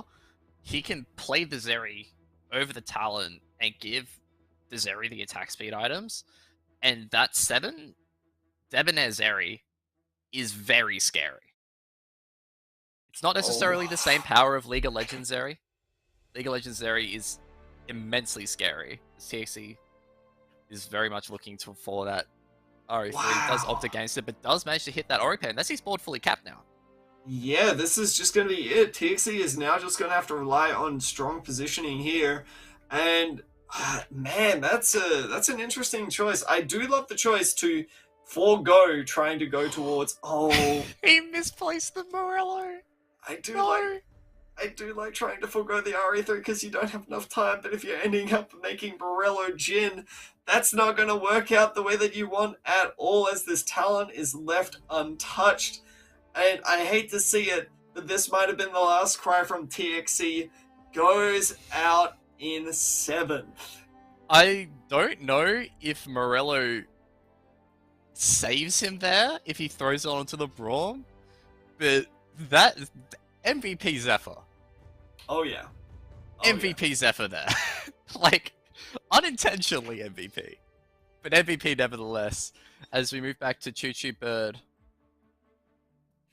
here with the Double Trouble board, and like, we get a better look now at his traits that he's got in. So he's got the Mutant, and he's got the Chemtech, Arcanist, and Scholar in, so these Victors are doing a fair bit of work, but like we said, he's really missing out on a Victor 2 here. I feel like that just makes his board so much stronger.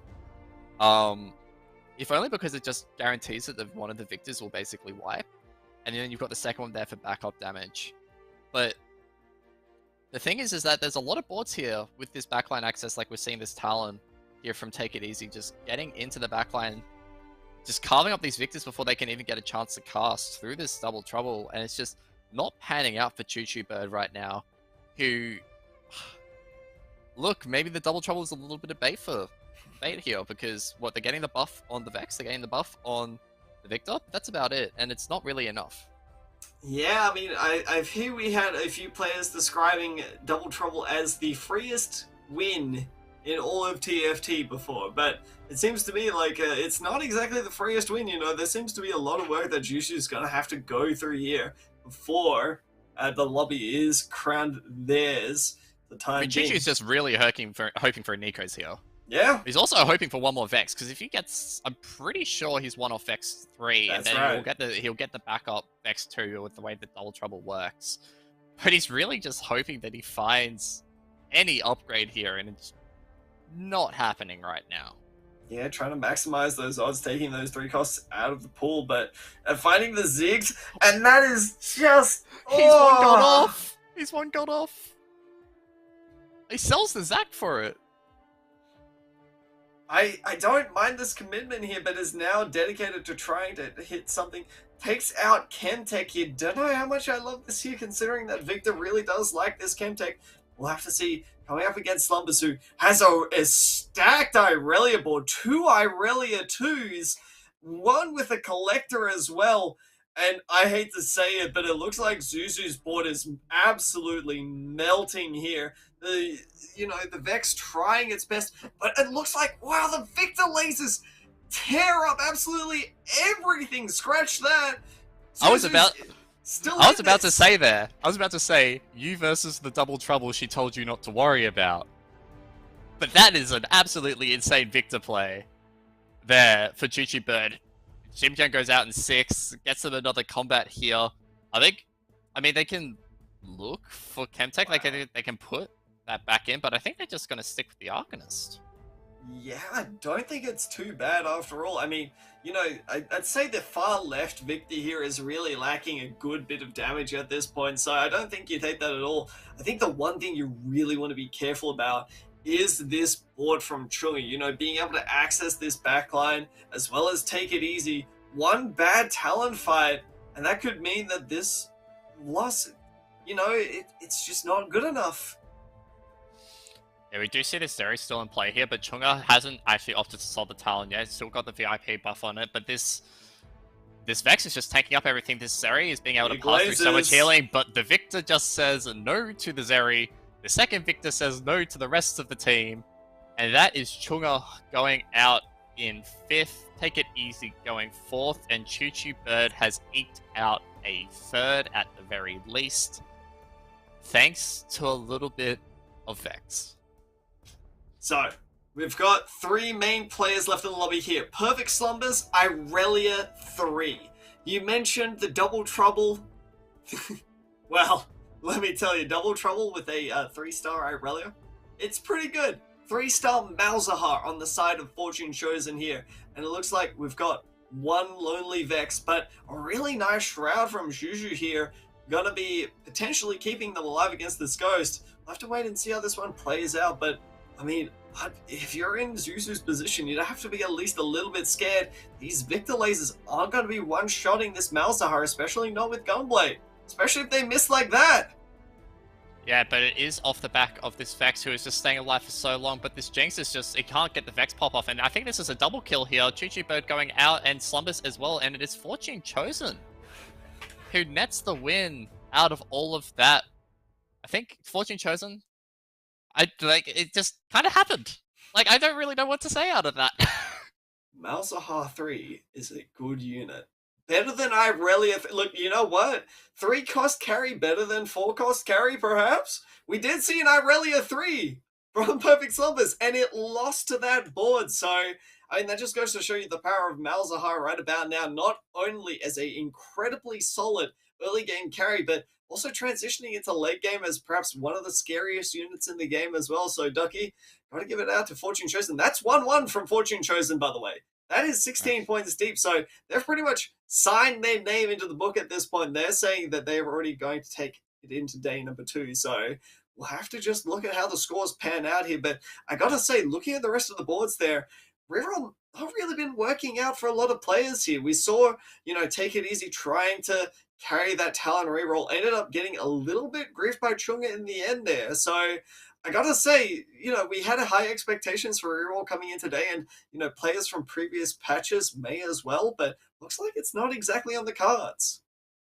Yeah, I'm kind of curious about that because I feel like maybe it's like a tempo of the lobby thing where it's like people are maybe playing a little bit safer in terms of leveling rather than safer in terms of roles. Hmm. And it is one of those things where it's just like, if the lobby keeps pushing through with those levels, it becomes a lot easier to play those late game boards. We will look at the scores very quickly. I'm pretty sure we have the scores in for Lobby B. Yes, we do. Lobby A is still ongoing, but as you did just say there, Frosty, Fortune chosen with the 1-1 16-point start, as good as you can get. Chungas at the bottom there on 5 points. The fifth does manage to get him a few more, back up there. But having a look at just how that lobby ended as well, Chunga died with 51 gold in pocket. Like, he died without rolling down at 6-2 there. Didn't manage to hit anything. He was still sitting on the Zeri 1, the Tom Kench 1. Really couldn't transition that board where he had such a nice 7 debonair. You can almost call it an opener, but it was definitely there in the mid game and just couldn't convert it into a top 4.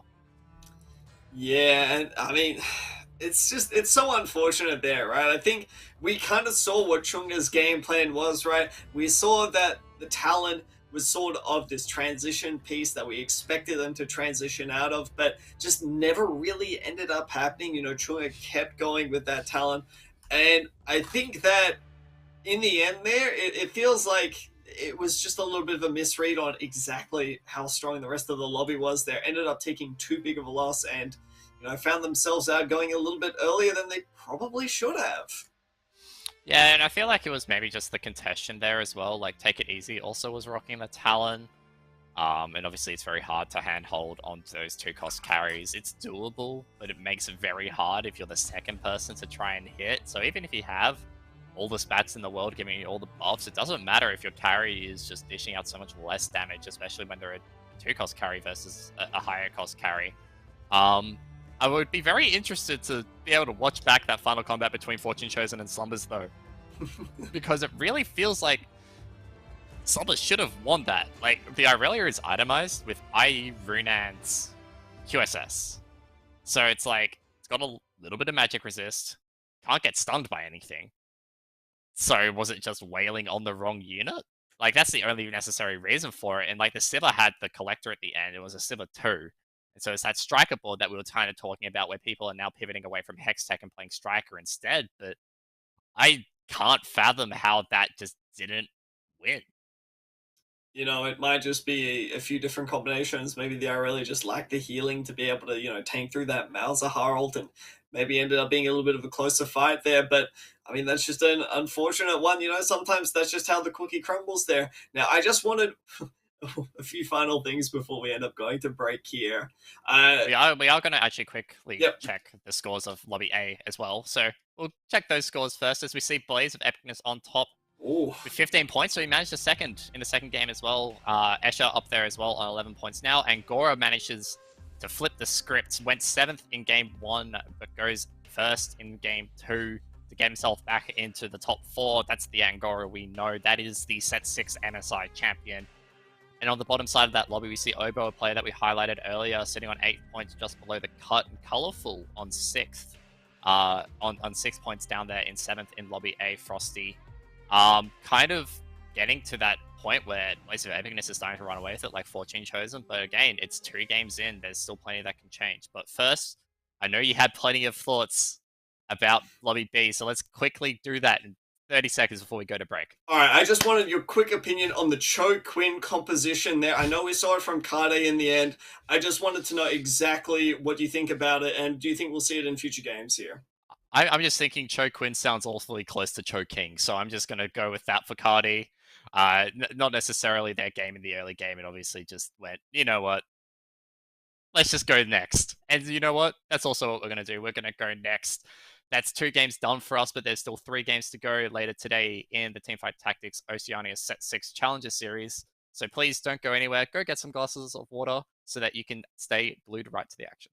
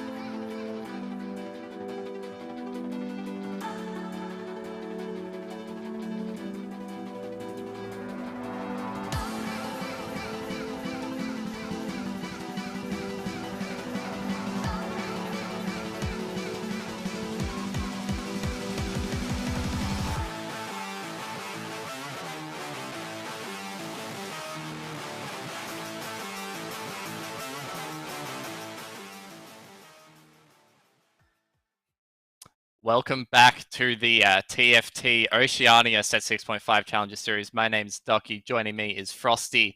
With 2 games into today, we are reaching the halfway point now with Game 3 on the cards. And look, it's been a little bit different from what we expected, Frosty. I think the B patch might have shifted the meta a bit more than we were expecting when it comes to reroll.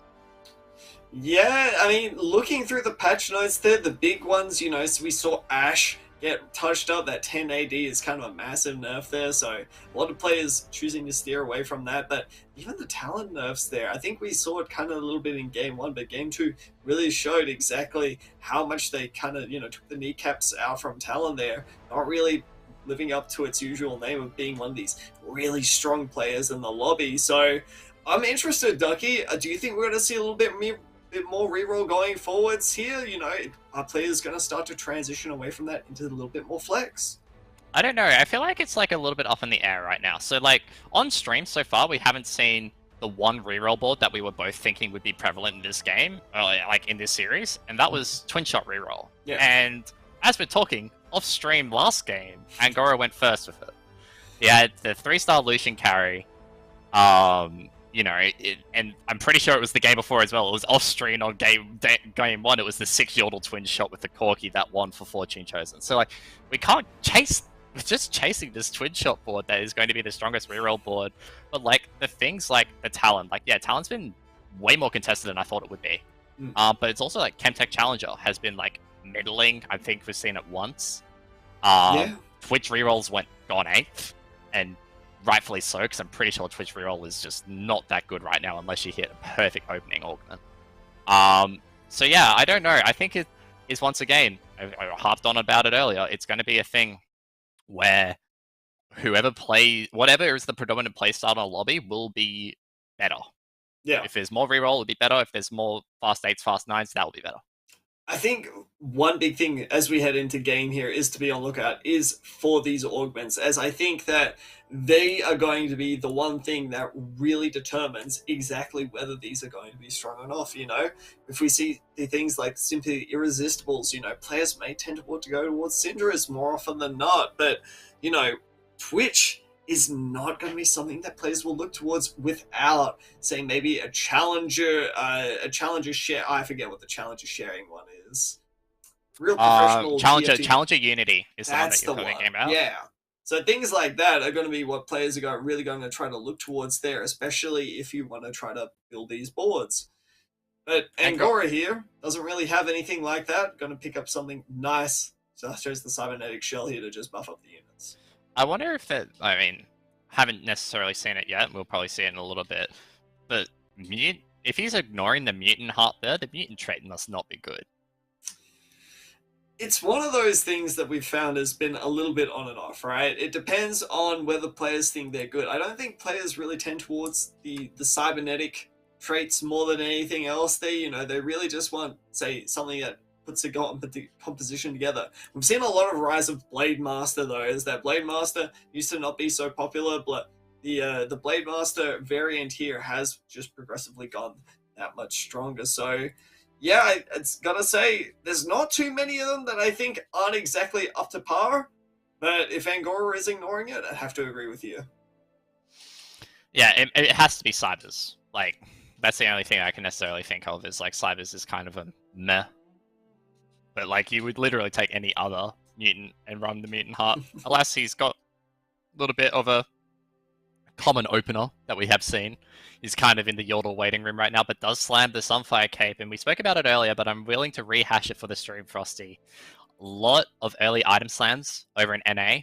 Defensive items being the #1 priority. A lot of Frozen Hearts, a lot of Shrouds, and a lot of Sunfire Capes. And it's really good for these boards to save a little bit of HP because of just how strong these defensive items are early on in the game. That's it. We even saw Haikwan just slamming a belt onto the Blitzcrank there to pretty much guarantee this win up against Angora. Was looking a little bit questionable. I mean, we mentioned it before that we didn't really think that Brand was going to be one of those go-to reroll compositions there. But, I mean, with 2 brands to start off with there, Haikwan definitely in a position to start considering it. What do you think? I mean, 2 brands by 2-2 doesn't necessarily scream, let's start re-rolling Brand. I would much rather see a VIP brand by 2-2 and then maybe you can consider it, but I feel like it's a case of why would you reroll brand when you can just reroll Syndra instead?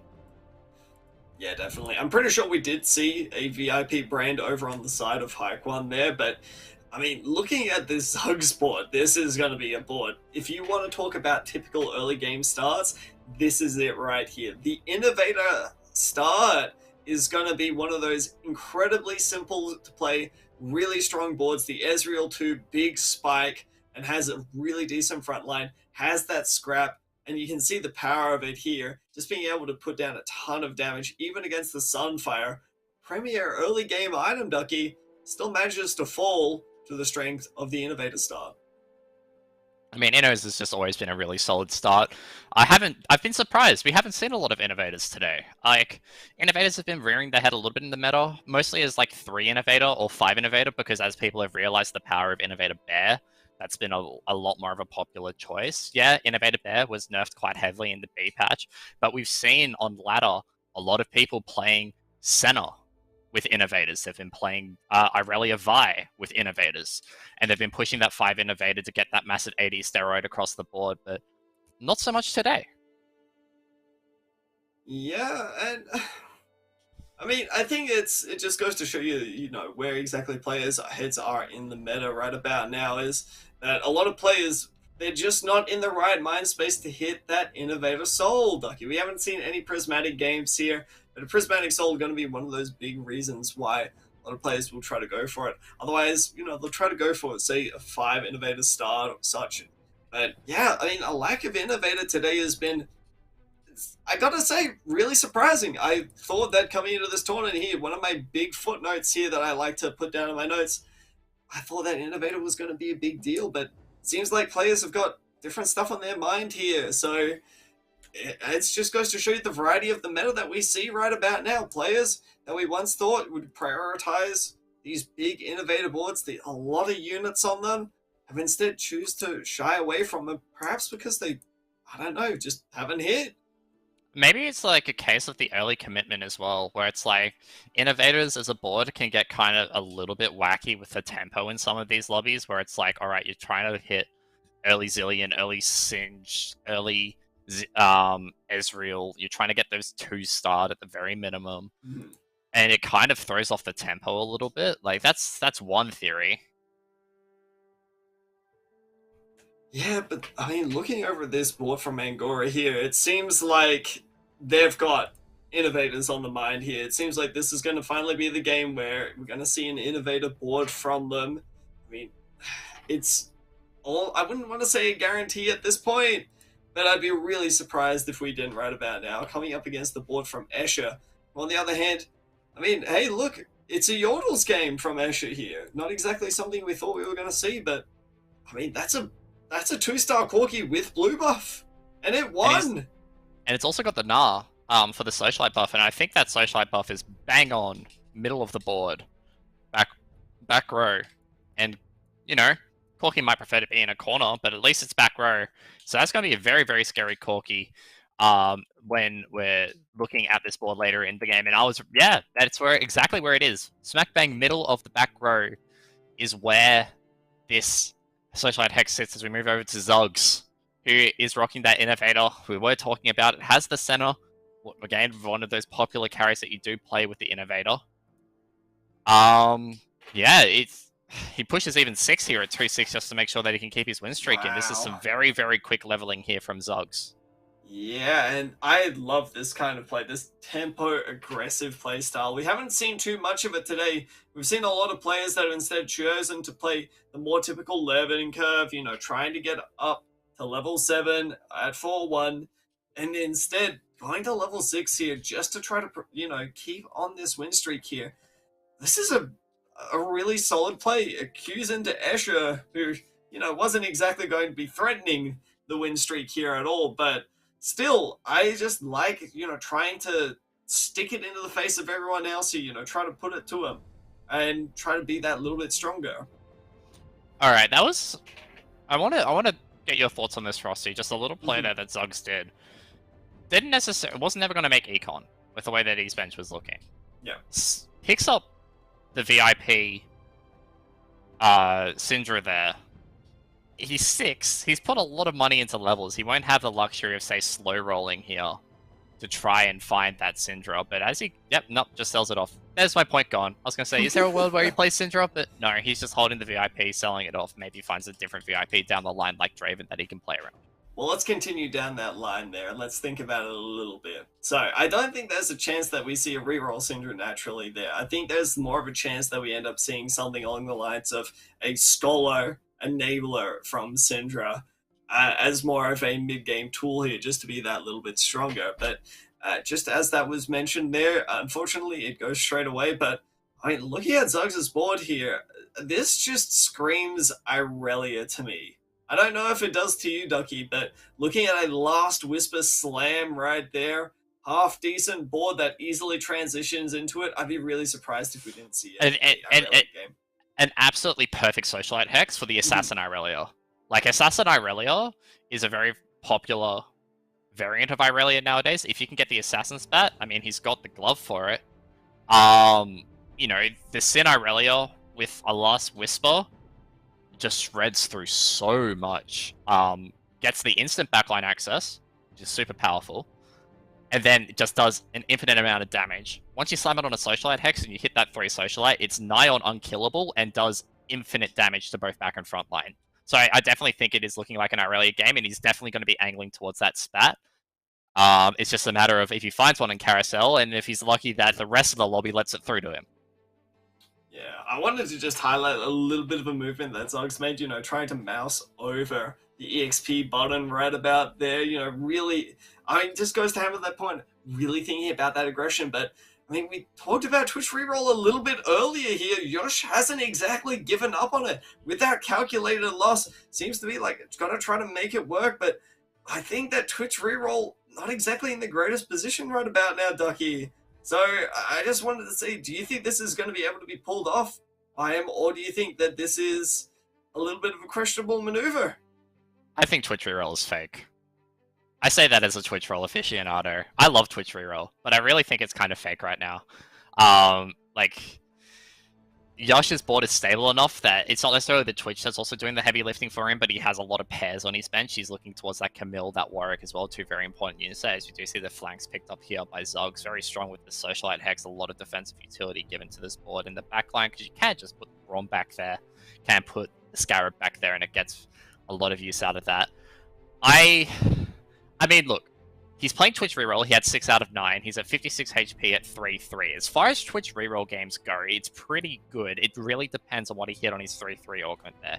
If he hit a 3-3 augment that gives him a little bit of, like, more offensive utility, something like a chemical overload, to give the Twitch a little bit, like, more damage and more time to ramp up, then yeah, sure. Like, Twitch reroll is definitely good there, but it is very augment reliant.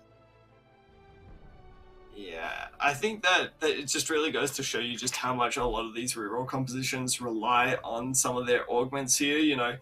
We mentioned the twin shot reroll before. Wouldn't exactly say that it's the most reliant on augments, but hitting something like the Triforce, hitting that twin shot hard is going to come a long way into deciding to play compositions like that, because otherwise, or hitting sharpshooter. Sharpshooter is just like the insta, I am going to play this board now. I am going to play, as we see an Irelia player here, here from Angora. So Zuggs, like the high tempo play early, might be getting a little bit choked out. Yeah, I mean, I don't think it's necessarily happening quite yet, but the screws are starting to tighten around Zuggs. Unfortunately, the board is starting to fall off. No Azilian, Singe 2, no Ezreal 2, nothing like that to really help you through these rough mid-game rounds here. And he's going to find it so hard to hit those as well, because like Singe 2 is going to be contested by Yush, who, by the way, talking of good reroll augments, hit Feather Knights. Oof. Yes, Feather Knights 1, which is, in my opinion, like in terms of augments, the best augment for Twitch right now is Feather Knights, and especially with that board, because it allows him to go and push for 3-star Camille, 3-star Warwick, all of those 3-stars. Even like maybe not Ezreal in so much in this lobby, didn't have a lot of them on benches, but he can look for those 3-star challenges. Those 3-star challenges with Feather Knights. It's only Feather Knights 1, but that is so much combat strength. Well, especially in a lobby where there's two silver augments here, it does go a long way into consolidating your power. Coming up against Haikwan here, who has got that blue battery and that phalanx there. Gonna start to see a little bit of brand action, but I mean, we mentioned it before that VIP brand doing a lot of damage here. Chose not to reroll it, instead just going to use it as a bit of a power spike for the meantime. But I mean, what what glorious amount of damage it is doing, managing to absolutely clean up the board from Zuggs there. And yeah, I mean, that's just it. Zuggs might be at a nice life total right about now, but it is certainly depleting very rapidly. So we're going to move over to Angora here to see exactly what they've put together. We saw the Irelia from earlier. 4 scrap. Haven't really seen a ton of scrap going on here, but 2 Irelias at level 6 has the chance to make an Irelia 2 at this point in the game here.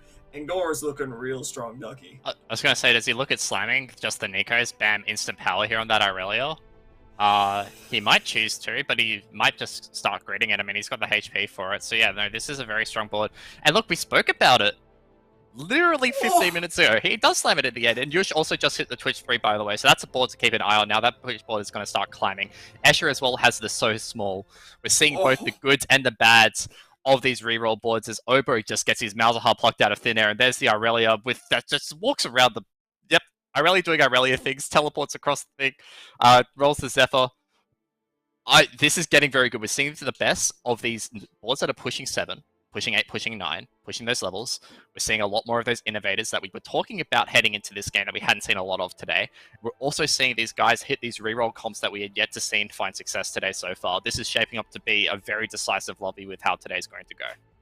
Yeah, absolutely. I was going to say in the last combat there, unfortunately, Angora queued into the natural enemy of Irelia, which appears to be a Malzahar, but then immediately gets it plucked away. So, looks like problem solved there. I'd say the one concern that I have for Angora here is the Irelia itemization not looking too hot. You know, there's not a lot of support going on here.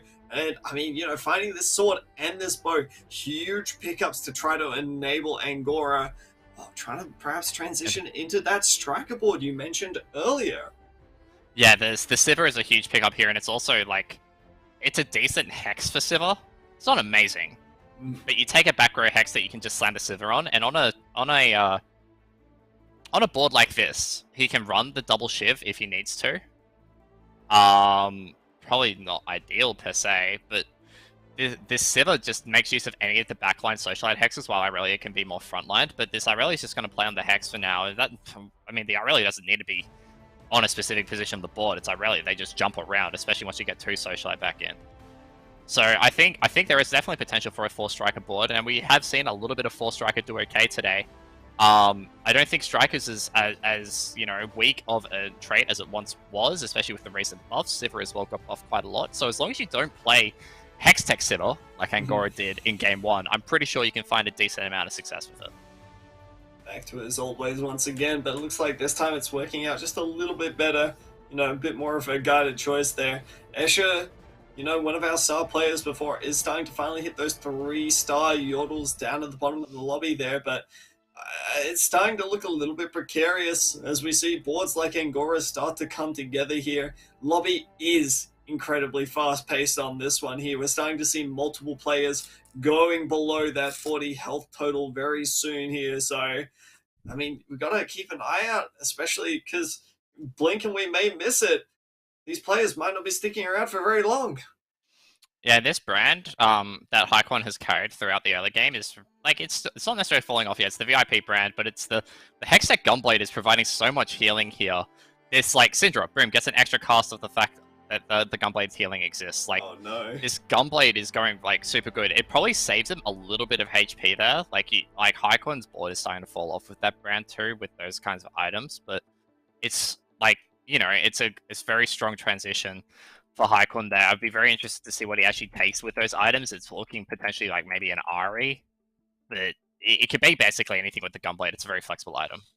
Yeah, I mean, we talk a little bit about Renata a little bit earlier there as well. Renata not exactly going to be as popular as it once was back a few patches ago there, but still definitely a very decent option as we moved over to Escher here, who has hit level 7, hasn't hit that 3-star Poppy quite yet, and is kind of starting to lack that economy. But We've come over to Colorful's board here, who has got that VIP Syndra, and the backline is instantly deleted there. And this is perfect itemization from the Syndra, and it just goes to show you why, when this composition comes together, it is an absolute powerhouse, Ducky. These are the kinds of boards we were expecting to see when we started out today. We're seeing Syndra reroll, we're seeing a little bit of Senna, we're seeing a little bit of Corki and Twitch. Like, Twitch maybe not so much, but we're seeing a lot more reroll than we're seeing at the start of today. And Escher is just getting out-tempoed here. Like, he has the 6 yulls, but he's still so much... There's so much struggle on the block right now for Escher, because he doesn't have that Corki 3. And because he doesn't have that Corki 3 and he's facing up at guys like Yush, who has that Twitch 3. He's facing up against like Colorful, who has that Syndra 3. His board is just so comparatively weak to the tempo of this lobby, and this is the fast tempo TFT I was expecting. Yeah, and Escher's posture really just shows you know, how the mindset of he is really thinking about right about now is that you can look at Escher and he just doesn't really feel like he's in a great spot. Hits the Poppy 3, and that's a big one. You know, being able to finally start taking out some of those low-cost yordles there is a bit of a worry. But one away of hitting a Corki 3 is a massive for him, and this is the power spike that Escher has been looking for. One away from a Vex 3 at this point. Escher might finally start to turn the corner now. And this is looking relatively promising for Escher. He needs to find a secondary carry on his board.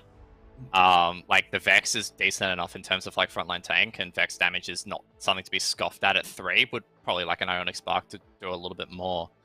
But he's lacking, like, say, a Lucian 2 with items to be able to really make this board shine, as he literally just can't lock down this Irelia.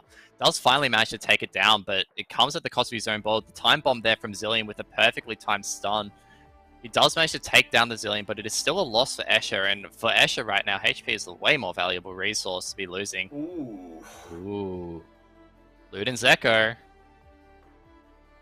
These are some important choices right here. A Zephyr, and especially Future Sight here. A lot of mind games going on with it here. And a Radiant Zephyr at that as well. Definitely some critical utility, and especially in a lobby that really does make use of the Socialite Hexes here really well. But that's a Luden's Echo 3. There's a lot of power. There's a lot of choices to be had here. Arcanist Crown perhaps not exactly the best choice, but still nothing to scoff at. Escher's got some hard choices ahead. Like, you can make the argument that Future Sight 2 is, like, okay, but like you said it earlier, and like these top players have Future Sight innate. That is their innate trait, is they have Future Sight. They know how to calculate these combats really well. So you're getting it for the Radiant Zephyr, which has been nerfed. Luden's makes a lot of sense to me there. I wowed a little bit as we were scouting across the boards, because I think it was Angora's board with the Irelia 2, managed to find Backfoot 3. Yeah. So that's a lot of attack speed on that Irelia. That's going to be very scary to deal with. Obo here did pick up the new recruit. Has managed to put in, I think he put in Scholar with the new recruit. But this Malzahar is just running out of juice. He doesn't have anywhere near enough to be able to push for Malzahar 3. He has the Nikos on bench, but he's just not necessarily got the juice in him. He's got the econ, so he can probably look at maybe rolling down at 5-1. But yeah, it's a case of this lobby is going by pretty quickly. Escher is basically 3 combats away now from being able to get Veigar rolls in. But he needs to find some items here to throw on this Lucian if he even wants to put the Veigar in, and even then you only ever put the Veigar in at Veigar 2, so I don't think we're going to be seeing Veigar this game. I mean, it really comes down to whether she hits in the timely fashion here or not. Hitting this Ludens, especially with the Veigar 2, could be a big game-winning play. Hitting a Nico's help right there. You see the reaction on Escher's face. Now it is do or die time, because the clock is 1 turn sooner. And Escher has a hard decision to make. Does he continue to roll down here, or he's going for economy at this point? Or is he going to Nico the Vex? He Nico's the Vex. Alright, that's a very good play. I really like the play of Nicoing the Vex here, maintaining that econ, because the Vex gives you so much strength. Like, the Vex 3 is just so much strength for this combat that he can be a little bit more confident with holding on to this econ until he maybe takes another loss. And now he's on a timer that 5-5, he has that Gnar 3. He hits it even sooner. if he finds a Gnar between now and then. And he's going to start getting those Vegars. That's Vegar in by stage 6. And that's still a long way away for Escher. So you look over here to Hyquin's board, who's managed to pivot into that Renata. So the 50-50 between Ari and Renata goes to the Renata. But Escher takes the loss even with that upgraded Vex. And I guess we're going to see the roll down now. Yeah, no time to be wasting right about now unless Escher believes that that was just an unlucky fight, you know. Board strength-wise, definitely not in a bad spot, you know, but the problem is the rest of the lobby is also incredibly strong right about now, Ducky, and just looking around, it seems to be like Escher might just not have spiked soon enough here, not managed to hit those yordles quite quickly enough, and we were just going to have to see up against Zuggs here, who does have that pretty stacked Innovators board, has a Zillion 3. Yep, clock is online. We see that the Vex managing to tank up an absolute ton. Has a Jinx 1, might be diving straight into the back line here, but we'll need to see. The Corki manages to turn straight onto the Jinx there, and it looks like Escher is going to live to see a few Vigars here in a second. Well, he's still got one more combat before he starts rolling the Vigars. It's the Vigars coming in at 5-5 at earliest because he is going to hit the Gnar 3 here. The Yordle Lord is going to come out and play after this. And look, he can... I mean, the Gnar 3 isn't a huge power spike, especially when it's unitemized.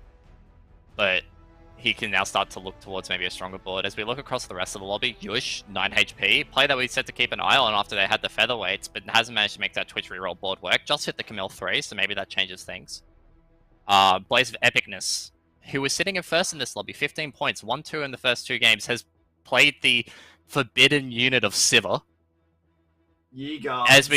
As we go to see this fight here, and probably one of these players is going to get eliminated here.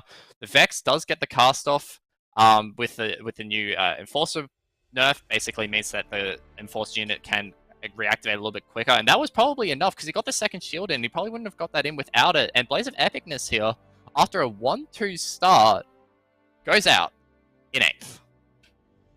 And that is just how the cookie crumbles sometimes there, Ducky. Escher's board finally starting to come together. Now, I'm going to pose a little bit of an interesting question to you. We know that Vigar is a really strong unit at 2-star, but Escher finds himself in a very precarious position right now, as probably going to see something like a cup being picked up here. Wouldn't be too surprised. See that. Yep, Escher eyeing that off. Is he an ice cream salesman? He is an ice cream salesman. Truly. I wanted to ask you, do you think that Escher will keep them around? Do you think that Escher will try to go for this Vigar too? Or do you think that they're going to sell them off, try to hit level 8 a little bit sooner here to try to get a little bit of a spike going? I think he's got nothing to necessarily lose. I don't know what he spikes from here with. Like, he's capped out the rest of his board.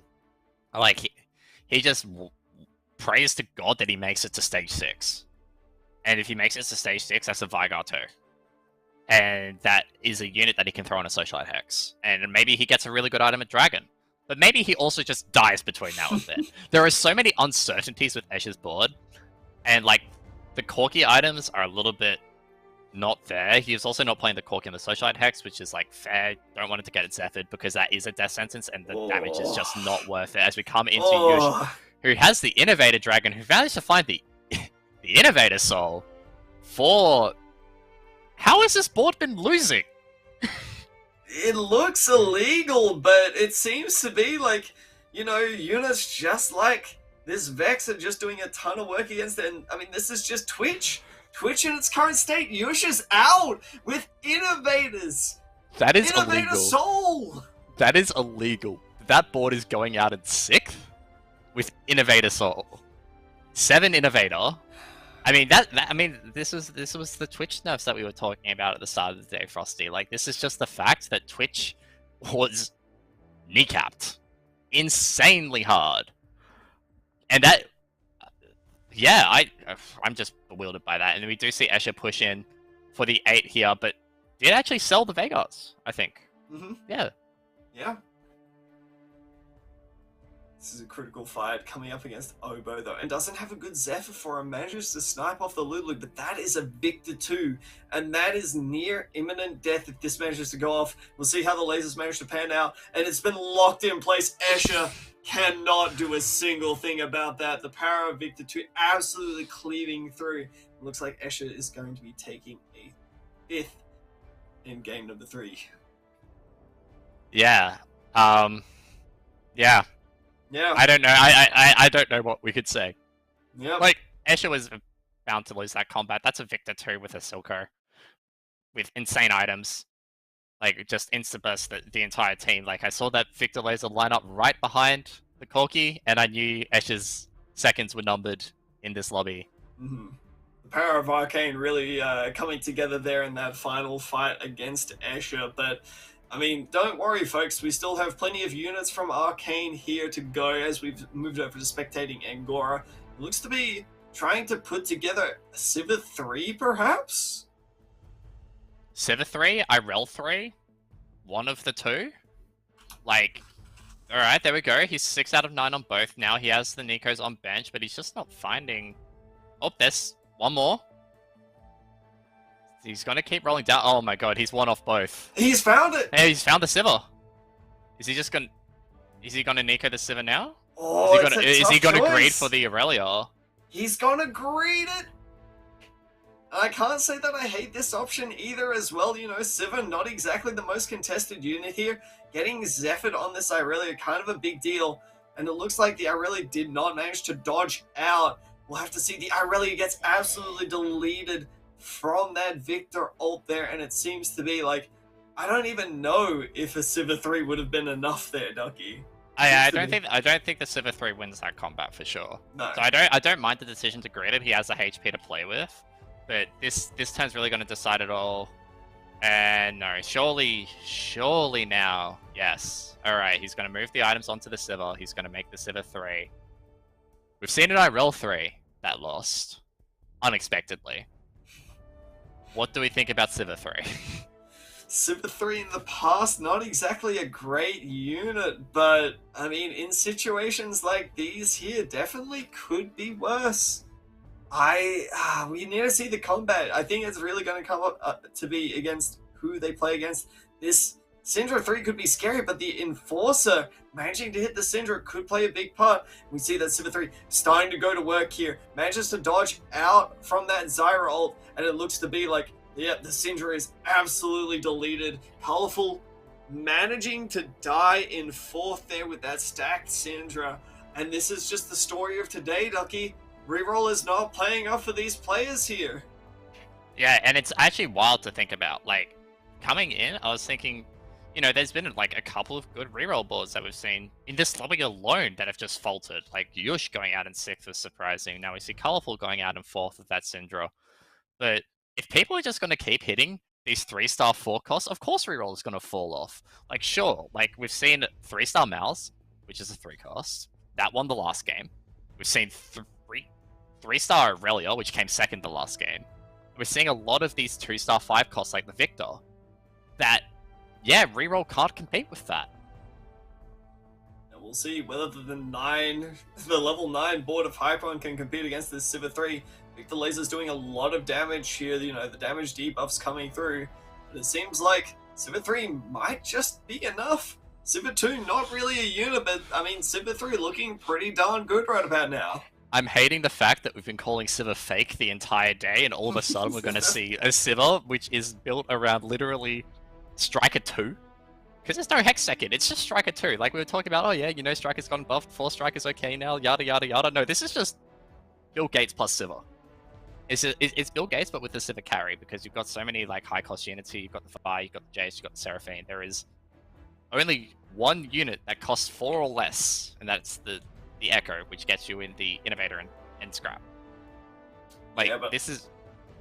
Yeah, like, we spent the entire day calling this comp fake, but there you go, there's a Hex Tech spat, add in a little bit more shielding, and Sivir 3 might actually have the juice to do it. Let's not count out the rest of the players yet here, Ducky. There is a incredibly stacked Victor 2 on the other side from Obu here. One health in a dream, and the Zephyr on the perfect unit here. We'll have to see, has the Victor managed to get a big cast off? Sivacast coming straight through now, and it looks to be like the Sivir is alive. It's not dying. Obu is... Oh! Obu is alive! Even Angora is shocked. So I think the Victor got a second cast off there, just at the very end. Like, as Angora went to scout what was happening on the other board, the Victor got a second cast off just as it died. And that wiped out the rest of the board. Wow. Even Angora is shocked that happened. You know, I think we even saw it himself. You know, Angora going over to scout the other board, comes back as a little bit shocked to see that they've taken a loss there. Not a bad loss, mind you. You know, still in the game, but now this is going to have to come down to a positioning diff at this point. Is he going to be able to dodge these Zephyrs out? And is coming up against the board of Haikwan here. So a lot easier of a matchup, you know, no extremely large Victor lasers to worry about, only Victor 1, not really going to be cutting through the Sivir. And I think this is just going to show just how powerful the Sivir 3 is into boards like these. No real big burst damage coming through. And you gotta think that Angora here is the biggest Haikon fan, because he probably has a chance of being Haikon, but it's literally it's Silco again. Silco diff. How many times today already have we seen Silco diff in the other direction, Frosty? Is this the Silco from Arcane is the question I'm gonna ask you, Ducky. Would Silco from Arcane do this?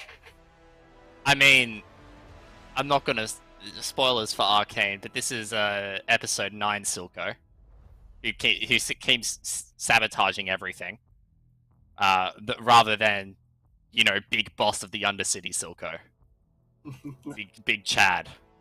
All right, but yeah, coming into final fight here, right? It's gonna be a big positioning diff. So pretty much what Angora is trying to do is try to dodge out from the Zephyr here, but also really wants to get this instantaneous cast off from the Silco, right? So we already know that there is a Zephyr on the side of Obu's board there. It's all going to come down to how does Angora choose to position around it here. Has chose to do no scouting whatsoever, and is going to middle both units here. Tries to give himself as much chance as possible, and it seems like there is no Zephyr target here for Obu to put it onto the Sivir. So we're going to see huge damage coming out, big knockups coming through. The Victor is still alive, and it's not. It's just gone. Angora manages to clutch out game number 3 in Lobby A there. Huge smile of relief on his face, and honestly, well deserved for seeing a line that we didn't necessarily see, Ducky. Look, oh my, is that Frosty from Arcane? Yeah, look, honestly, Sivir did it there. Like, I'm surprised as anyone, because Sivir as a unit was, like, we were talking about it, Sivir is fake, Sivir is weak, Sivir is going to be okay, but not necessarily meta-defining. We've seen an Irelia 3 that lost, and we're like, well, if the Irelia 3 lost, how's the Sivir 3 going to do? But no, the Sivir 3 prevails. I think it just goes to show you the power of, you know, being able to play around your opponent's board. We see a lot more professional players start to prioritize these units that can interrupt other boards, such as Zephyrs and such. So they give you an actual chance against 3-star forecasts now, rather than, you know, just being able to sign away in previous sets where you'd go, opponent's just got a 3-star forecast, it's all over. There's nothing I can do. Doesn't matter if you've got Zephyr or not. So, yeah, I think that in these sorts of situations, you can't really get too complacent. They start to get a little bit closer than you'd really like it to. And, you know, units like Victor can output massive amounts of damage, clear up entire teams. So coming down to it there, yeah, maybe a little bit of a positioning diff from Angora, but still manages to clutch it out in the end. Extremely solid play. And that's the kind of play that we expect from Angora as well, probably. I would say the best TFT player in Oceania right now. I'm pretty sure that's pretty hard to dispute. They come fresh off an MSI win, so has the tournament results to back it up, but has also just been consistently one of the best laddered players since dawn of time, really. Like, he's always been, like, top 20. So, you know, hats off to Angora there, but I really want to revise, I guess, one of our predictions for today, where we came into today being like, it's going to be a pretty tight contest between reroll Mm. and late game boards, like the fast 7, 8, 9 boards with four and 5 cost carries. Reroll boards outside of 3 cost carries have not worked today. It's rewind time. It's time to rethink about everything that's gone on with reroll here. I think that flex is definitely the future to go for. As we're going to move over to the scores, we're going to see exactly how it's all come together for these lobbies. Angora, taking over Blaze of Epicness in this first place for Lobby A. Blaze of Epicness in second, Obu in 15th, with tied with Airship third and fourth. Yush down in fifth, Haikwan in sixth, tied with Colorful and Zugs unfortunately finding themselves down in last place. And Chunga fans really don't love to see Lobby B, that's for sure, because Chunga is down in last place with considerable margin here, Ducky. Yeah, look, Chunga has it's the return of set 5 Tawny Chunga. It hasn't been set 6 Tawny Chunga yet today, but Choo Choo Bird coming out, being able to contest the top of that lobby now. I'm pretty sure that was a first from Choo Choo Bird to be able to reach to the top of Lobby B. Fortune Chosen probably had a little bit of a weaker game last game. I think with a score like that, probably went bot 4 because he was sitting very comfortably on 16 points. So yeah, that would be his 7th. But yeah, we have word from Lolchess and the admins that it was Twitch reroll versus a Irelia socialite board between Choo Choo Bird and TXC for top 2 that game, and the Irelia board prevailed. Yeah, I think that is pretty much just the way that it goes from this point on, is that some of these reroll boards will get you near the finish line, but I think it just lacks that oomph. You really need a high roll to be able to take out these games. And I mean, it's just been the story time and time again here where we've seen some of these really capped boards just not able to finish it out. But with that being said, we're going to head to a quick little break here, folks. Don't go anywhere. We've got 2 games left of high quality TFT action coming right back at you. See you in a bit.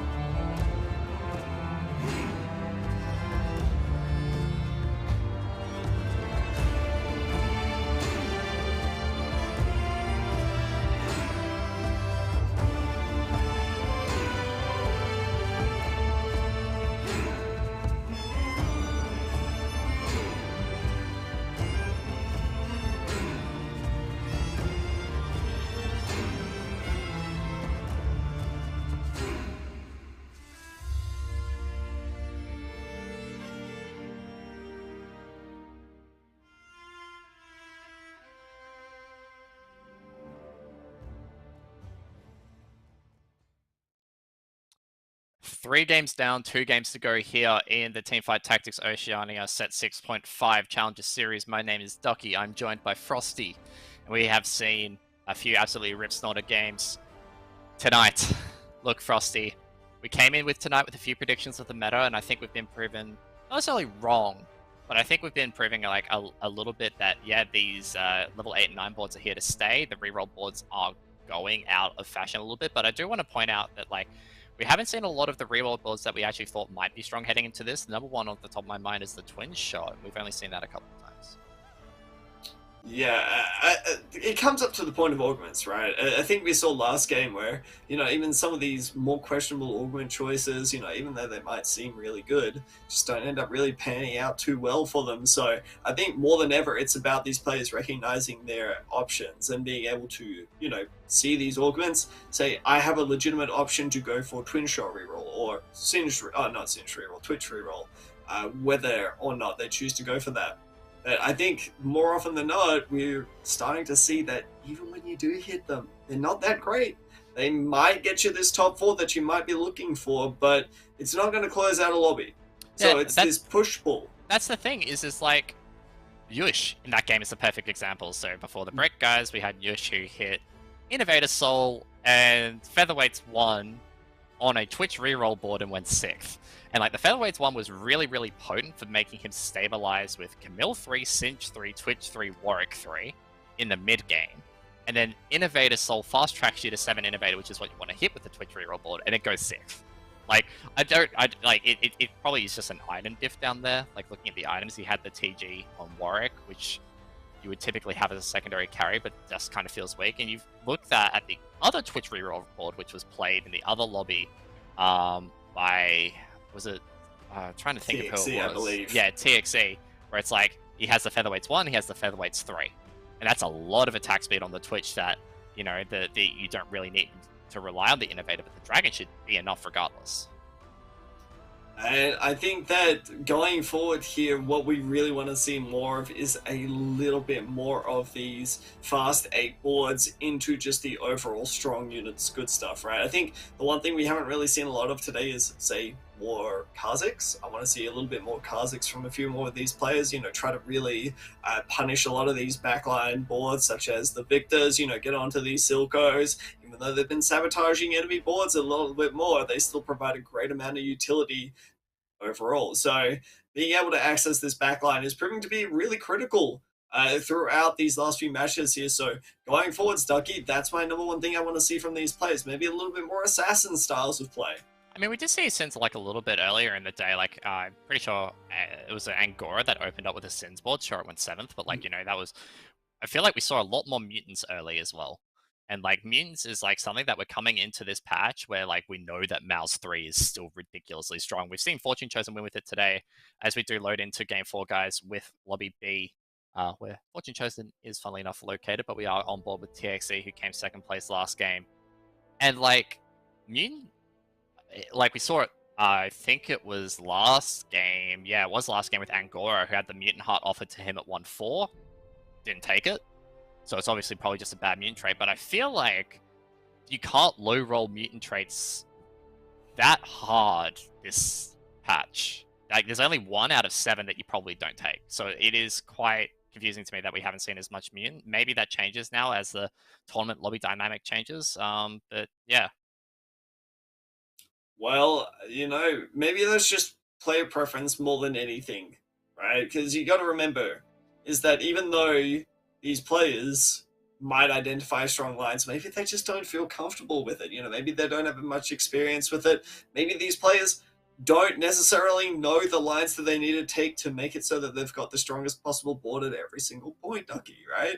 I mean, we don't really talk about this a hell of a lot, but especially in a meta that is so diverse, it's, I think, near unrealistic for players to have literally every single composition down pat. But Sniper's Nest is one of these really interesting augments that we haven't really seen a ton of here. But we might actually start to see a little bit of it now. It is statistically one of the highest win rate silver augments. And it actually just received a bit of a touch-up recently here because it was just so powerful. So I mean, if anything, TXE might look at this and might start to look around the board saying, all right, one of these Ash reroll games right here might now be viable, right?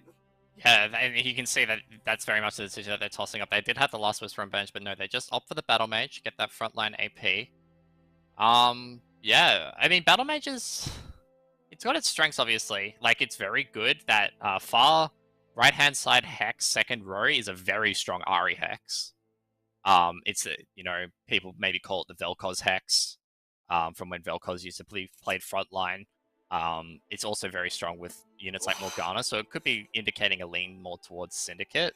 But maybe he's just picked up the Battle Mage there just for a bit more flexibility. Can obviously put a carry in that second row Hex and just sit there for a while.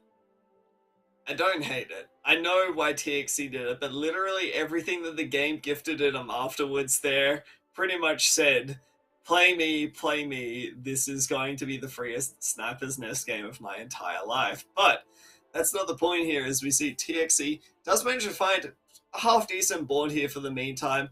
Has this MF here, a really solid early game unit, just to try to get this Battle Mage down. Most probably going to just try to look to take a really solid loss against Perfect Slumbers, who did also want to stay on level 3 here, but looks to be like just can't manage to focus down anything, only manages to take down the Scarab for the meantime there, so 3-unit loss for TXE. And that's a makeshift armor 1. This was the talk of the town when we look back at regional MSI, like 3 weeks ago, I think it was. 3 weeks, 4 weeks ago, Frosty. Yeah. We're talking about how makeshift armor 1 was the highest top 4 augment in TFT. Like, it statistically was getting the most top 4s out of any augment in the game in terms of silver augments. But I'm pretty sure that's also the first time we've seen it today. So, that being said, there's like way more augment choices in set 6.5 because they added 80 augments and only removed like 15. So the augment pool is really diluted. And so we're not seeing it offered up as much. And there's also just been a way stronger options previously. But good to see a little bit of resurgence of it. Makeshift armor was very common in those boards because of the strength of innovators, but there's other boards that can make use of it as well. Definitely. TXE coming up against another board similar to the one that they just faced against Perfect Slumbers there. Another person who's managed to stay on level 3, not all too common in Gym Jam these days, but looking like this one's going to be a little bit closer. Poppy 2 probably going to make a little bit of a difference here, more often than not. So we're probably going to see TXE sell off. Be surprised to see not everything sold off here. The potential to buy up another Ziggs here, but it just really depends on what TXE values here more often than not. Do they manage to pick up the Ziggs here? I would really love to see them sell off this Camille. Don't know what they'd be keeping it around for here. Other than just a little bit of flexibility more often than not in composition, but I mean, that's a big pickup for TXE. Hitting the Yordle now, going to get that economy going online here. It's a big dealio. Is there ever a world where he sells the MF and the 2 Camille to make 20 heal? I honestly don't hate it, but I think that the MF just provides you with just a little bit too much board stability here, that ability to actually kill off a unit. Because, Ducky, I gotta say, the rest of these units here aren't going to be doing a heck of a lot, right? Especially into an almost mirrored board here. That is a Ziggs 2.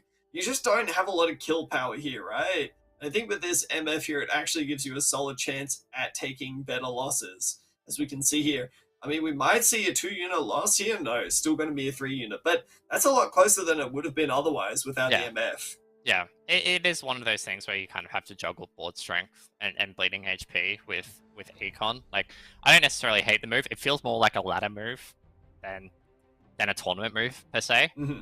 Where, you in ladder, you're gambling with gold, whereas in tournament, you have to gamble with HP. So, like, it's always an option. That's one of the choices that players like TXA have to toss up. And I don't mind that choice. I want to loop back a little bit talking about Gym Jam, because Gym Jam has played a couple of interesting boards today. Has played a game of MF reroll, which didn't go too well for him. Went 6th, but he played Kha'Zix last game and went top 4 with it. 7 mutant Kha'Zix went 3rd, behind that Socialite Aurelia and that Twitch reroll. So Gym Jam is probably one to keep an eye on. Hasn't had the best days so far, gone 6-6-3, but Gym Jam is one of those names that has cropped up in tournaments here in OCE a couple of times. Not necessarily a new kid on the block like someone like Take It Easy. and definitely has the potential to surprise here. Um, if he can edge his way into day two. All right, so here's the thing. I think we've finally figured it out. I think we know what TXE is thinking now. Look at the units that he's holding on his bench. A Warwick and 2 Camille's. We haven't seen too much Camtech reroll these last few games here.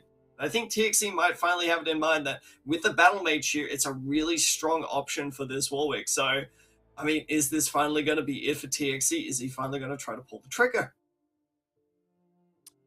I mean, yeah, it's really a case of, if time can tell, we've got the blue battery here on the side of Fortune Chosen. Very popular pickup for these Arcanist boards, and Fortune Chosen is known for loving his AP boards. Let's be real. He's always played AP. So Fortune Chosen gravitating towards an AP board with the Bramble Press opener slam on the front line makes total sense. But how many Yordle openers have we seen this game, Frosty? Like, it's like those like screenshots people post on Reddit where it's like, yeah, I convinced the entire lobby to play 6 Yordle, and here's where we got to before we all started playing Vegas. This literally just feels like that. Well, I think that with the nerf towards mercenaries and just how hard it is to make a mercenary board transition from this point, that we've started to really see the rise of Yordles as the premier early game economy. And since you don't end up getting too much punishment from other boards here, considering the fact that you kill 1 or 2 units, more often than not, it is just correct to just get yourself that little bit more economy, push yourself further ahead in the game here. But talking about good losses, TXE is not about to take one here at all. Probably about to kill, 1 unit. That's big. I was going to say no units killed there. That's a big loss. I mean, it's 2 HP difference. Like, you take those, really. Like, it's not big difference now, but it's a big difference when you hit later in the game where 2 HP kind of dictates everything. Especially when you get down to some of these pointy end game lobbies where you've got 4 players at sub 15 HP. Like, it can make a massive difference there. TXE does manage to maintain the lose streak. Very important for him. And does just put in the challenges now. So probably looking to start transitioning now is strong enough to win. It's a bold strategy. Well, I think this is good enough. I think it's okay. Doesn't get focused. Yeah, if the Warwick lives, it's fine. But I mean, you got the Camille for shields, so that's like decent. But those Camille sweeps kind of did nothing there, and the split focus here, that Camille shield coming off is alright. So, alright, I'm pretty confident he lives through this. Please. Yes. Yeah, he lives. Alright. Yeah. So, ends up being a good move, but that was very dicey. Well, I think that all in all, it's probably the correct move. You can't guarantee that you're about to get any economy off of this here, but it's a tough one to try to etch out in the end there. But looking to be like, TXE's picked up some really solid itemization for the Warwick at this point. Managed to find that Shiv all round extremely solid Warwick item. So in a pretty half-decent spot. And I mean, look at the amount of gold that TXE's managed to accrue up into this point. TXE is going to be on a really good roll down. So we're going to move over to Zuzu Bird, who we haven't seen in a while, who is up at that 98. 4 scrap in at this point, and is looking over the Take It Easy's board, who has, I believe, 6 Hex Tech in at this point of the game? Yeah, he had the 5 units plus the Hex Tech heart, so that's the 6 Hex Tech online. And we've seen Hex Tech once today. Didn't do great. But if you hit 6 Hex Tech early, it's really strong in the mid game, and you can kind of take that board in places, but you really need something else on that Hex Tech board to really make it function. So I don't know whether it's going to stay Hex Tech the entire time. Maybe. But you can always just keep downgrading it and just have the Hex Tech hard as a splash in the late game and build a board around maybe Striker Silver, which is something that we've talked about and something that won the last lobby. Yeah, I think it's the ideal transition is to try to play this Hex Tech to try to get you towards those really strong flex boards that we talked about before, where you can still end up playing the Sivir, but more often than not, it's not going to be your focal point, right? It's not going to be the thing that you base an entire composition around. Because if we look at some of the Hex Tech units here, sure, we see Lucian's really strong, but some of the rest of them are kind of questionable. You know, you don't really want to have Swain, Nocturne in your late game compositions. They're just not that great. Yeah, like, and that's the thing is like Swain and Nocturne were fine on that Hextech board, where Hextech was just OP and you could just run the 6 Hextech and you just wanted the on-hit damage, but that's no longer the nature of Hextech. Like, that's just not how it works anymore. We look over at Chunga here, slam the TGs on this Cho'Gath. The Cho'Gath managed to dodge the center laser, probably maybe could have killed an extra unit, unless, alas, did not happen. TXE now starting to win, getting that Kentech Challenges board online. You know, it can, like, get online soon enough, but I think he rolled down a little bit of gold and didn't hit much as he gets another silver augment choice here. Boom, Choo Bird instantly picking up. And he gets the Innovator emblem. There we go. That is a huge Tome of Trait spike. That is 7 Innovator on the cards now.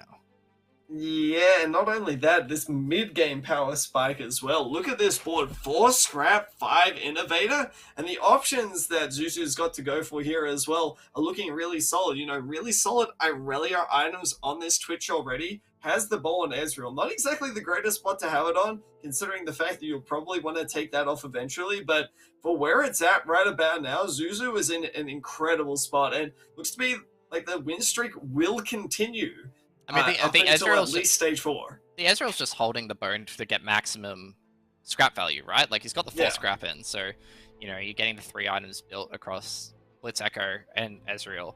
Like he said, like, I really like this play from Choo Bird, where Choo Bird, like, was going to, like, play... He had the double Twitch opener at 1-2, I remember that. He hit the Twitches really early, and he's managed to find a really good exit. A really good out with this Irelia, this Hextech board. Yeah, sure. Got a bit lucky with the nerfed Tome of Traits, but he's playing this just absolutely perfectly from this position. Like, you can't necessarily fault him for making the right decisions. It's just whether those decisions actually end up giving him the RNG. Yeah. I wanted to note something really quickly though, Ducky. Look at the health in this lobby. We see 4 players already starting to dip below 60 health at this point, and the half of the lobby is just sitting comfortably at that really safe 80 health total. So, I mean, it just looks to be like one of those classic cases where we see half the lobby is starting to really hit their stride, while the other half is starting to struggle on their roll downs here. So it looks to be like some of these key players, you know, Chunga, TXE, Fortune Chose, and Jim Jam even, are starting to struggle a little bit right about now. Yeah, and I mean, like, a couple of these players are playing reroll. Like, we saw Fortune Chosen was leaning towards an Arcanist AP kind of board. He had the Yordle Arcanist earlier, so probably maybe looking at a Malzahar. He had TXE, who obviously pivoted into the Chemtech Challenges, so he's going to start ramping up, and he's been on a 3-round win streak, if I am not mistaken. I think he was 56 HP heading into Krugs. As we see people coming over and pinging the wonderful Innovator emblem that Choo Board managed to pick up from the Tome of Traits just before that combat. And as we look over here to Slumbers, who once again is running Innovators, and look, we said it about midway through. I think it was after Game 2 Frosty. Hadn't seen a lot of Innovators. Bam. So much more Innovators in the second half today. Yeah, this is about what I expected to see coming into today. Just people playing all-round solid Innovator boards, a few different other boards as well, you know, not focusing on it. But this is really what we've seen as to be one of the strongest compositions right about now, simply because of just how all-round strong it is. You know, just look at the amount of versatility that you've got, and the options that you've got available to you in terms of late game carries as well. It's not just relegated to Innovator units like it once was in set 6, where, you know, you saw a lot of players making carry Seraphines with Jaces. No, players are instead opting to forego the dragon now for things like Irelia carry with like 4 scrap and strikers. We're seeing, you know, just Jhin as well in there too, but we saw that one in the past a little bit, Jinx a little bit. There's so much more available to it, which just makes it all round a go-to choice for a lot of these players who love to be versatile. Just, we got a little bit of a look into some of these other boards, like now we're moving over to Fortune Chosen, who, I'm just going to say it, has the most grim looking board I've ever seen as someone going into stage 4. Like, he has a 1-star brand with 2 ice cream cones. And nothing to really play off it. I It's know that Fortune Chosen loves his AP, but I mean, you gotta love your AP a heck of a lot to be trying to sport a board like this in a tournament Can he please not situation. win after we're talking about this? Because this board, how is this board winning? I don't understand why this board wins. Can someone please explain how the boards that should be winning are losing and how the boards that should be losing are winning? How does Choo Choo Bird lose his streak to that board? I, I think all professional analysis goes out the window at this point, and my brain is just a hamster on a wheel, and is just I got nothing for you. Yep, that happened. There, Two Ice Cream Cone doesn't have that strength. Like Two Chalice of Harmony doesn't do that to a board. I, I mean, hats off, I guess, to Fortune Chosen for A, stopping the win streak, and B, stopping the bleeding, as we see Jim Jam push to 7. TXC continues his win streak, obviously got it off the last combat. As we have a look at the items here, a lot of gloves here for Choo Choo Bird.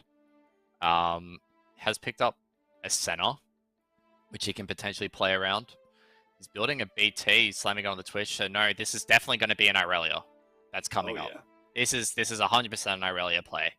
And yeah, just I'm shocked. Sorry, Frosty. Like all words have gone out the window after watching that last combat because I literally cannot comprehend any sort of analysis with how these combats are going. Yeah, I think chat kind of hit the nail on the head here with Twitch and Ezreal being stuck on this massive Vex here in the Blue Battery band. The Blue Battery brand managing to just off-put a ton of damage, managing to clutch out, which seemed like a very, very unlikely situation there, but looks to be like it's not the case here for the time being. Zuzu coming up against Carter, who is also rocking that brand with no Blue Battery, but strong phalanx up the bank, making this Twitch's life a really tough time here. We see Zuzu spectating Chunga, who is, I believe, was trying to go for a little bit of a cheeky mutant play, but seems to be contested right about now. Yeah, Chunga had like a really nice mutant start, had the Cho'Gath early, slammed the TG on it, but it obviously hasn't worked out for him. Cardi has the Bodyguard Morgana, which can scale very nicely into these later games. Obviously, Bodyguard Enchanters, it's a hail back to Vanguard Mystic, those days of old. You now have it on one unit. As we move over to TXE, who, yep, has just made this Challenger reroll board work. What is he sitting on? He's sitting on 5 Warwicks, 5 Tryndamirs, 5 Camilles, 4 Zax. That's a lot of counting. 4 Quins. So he's still quite a decent way off a lot of these 3 stars that he's wanting to hit. And that's going to get interesting as we head towards stage 5, because if he doesn't hit at least one of them before stage 5, he's going to start bleeding out HP as these lobbies with innovator boards start ramping up. Yeah, but just look at how good QSS here is on Warwick. It seems so unkillable, and the fact that Quinn manages to get that bind down up on the back line here, the team composition is just so tough to take down. Warwick managing to just absolutely tear through teams with this static shiv. And I mean, coming into final picks here, it would be really nice to see exactly what TXC is going for. Options like this Ginsu's could be an option, but you know, I wouldn't be surprised to see just anything half decent. Things like Hand of Justice could also be half good, considering the fact that, you know, more healing on Warwick is not necessarily a bad thing.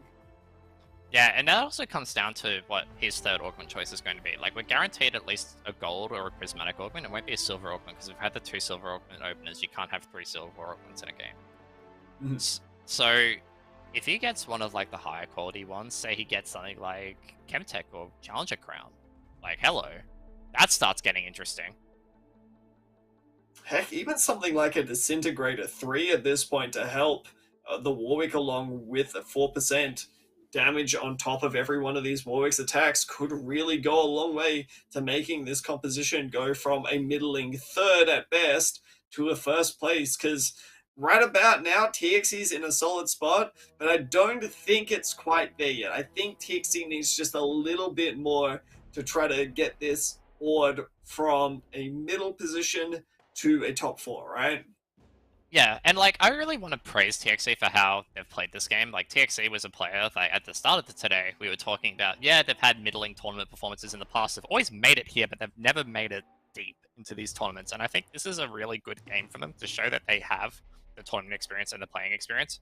If we go look back at that first augment choice, Frosty, Like, we were talking about, Sniper's Nest being really good here. Like, he could pick up the Sniper's Nest. Sure, freshly nerfed, only 8% per stack instead of 10. He had the last Whisper opener. Like, he had the perfect start for Ashe. Opts not to go for it. Takes the Battle Mage instead and really transforms this Chemtech reroll board into something very strong. And I think that kind of adaptation with the way that the lobbies are going right now is very strong. Because as he hits the 3-star Tryndamere, the higher cost reroll stuff has been working a little bit better. The 3-cost rerolls. Obviously, Warwick is a 2-cost, but when you're rerolling for Tryndamere as well as a 3-cost secondary carry, that does a lot. And it gives them the juice to be able to play through mid-game and play through late-game, whereas something like an Ashe board has the potential to run out of juice. I think the big problem that we've seen more often than not as we watch Zuzu here, who has got that really stacked Zeri, trying to find that Irelia, but hasn't quite hit it quite yet, as the Warwick manages to charge right over to it there, which is absolutely critical in this fight. But, besides that, I think the big thing here is that we haven't really seen a ton of these reroll boards scale really well early game. They haven't really had this win streak that we see TXC going through right about now to be able to consolidate a solid late game as well. It's always been on the back foot, and then they muster something together but fall short because they just don't have the resources. Oh man. Here, we're seeing the exact opposite. TXC is being given the world, right?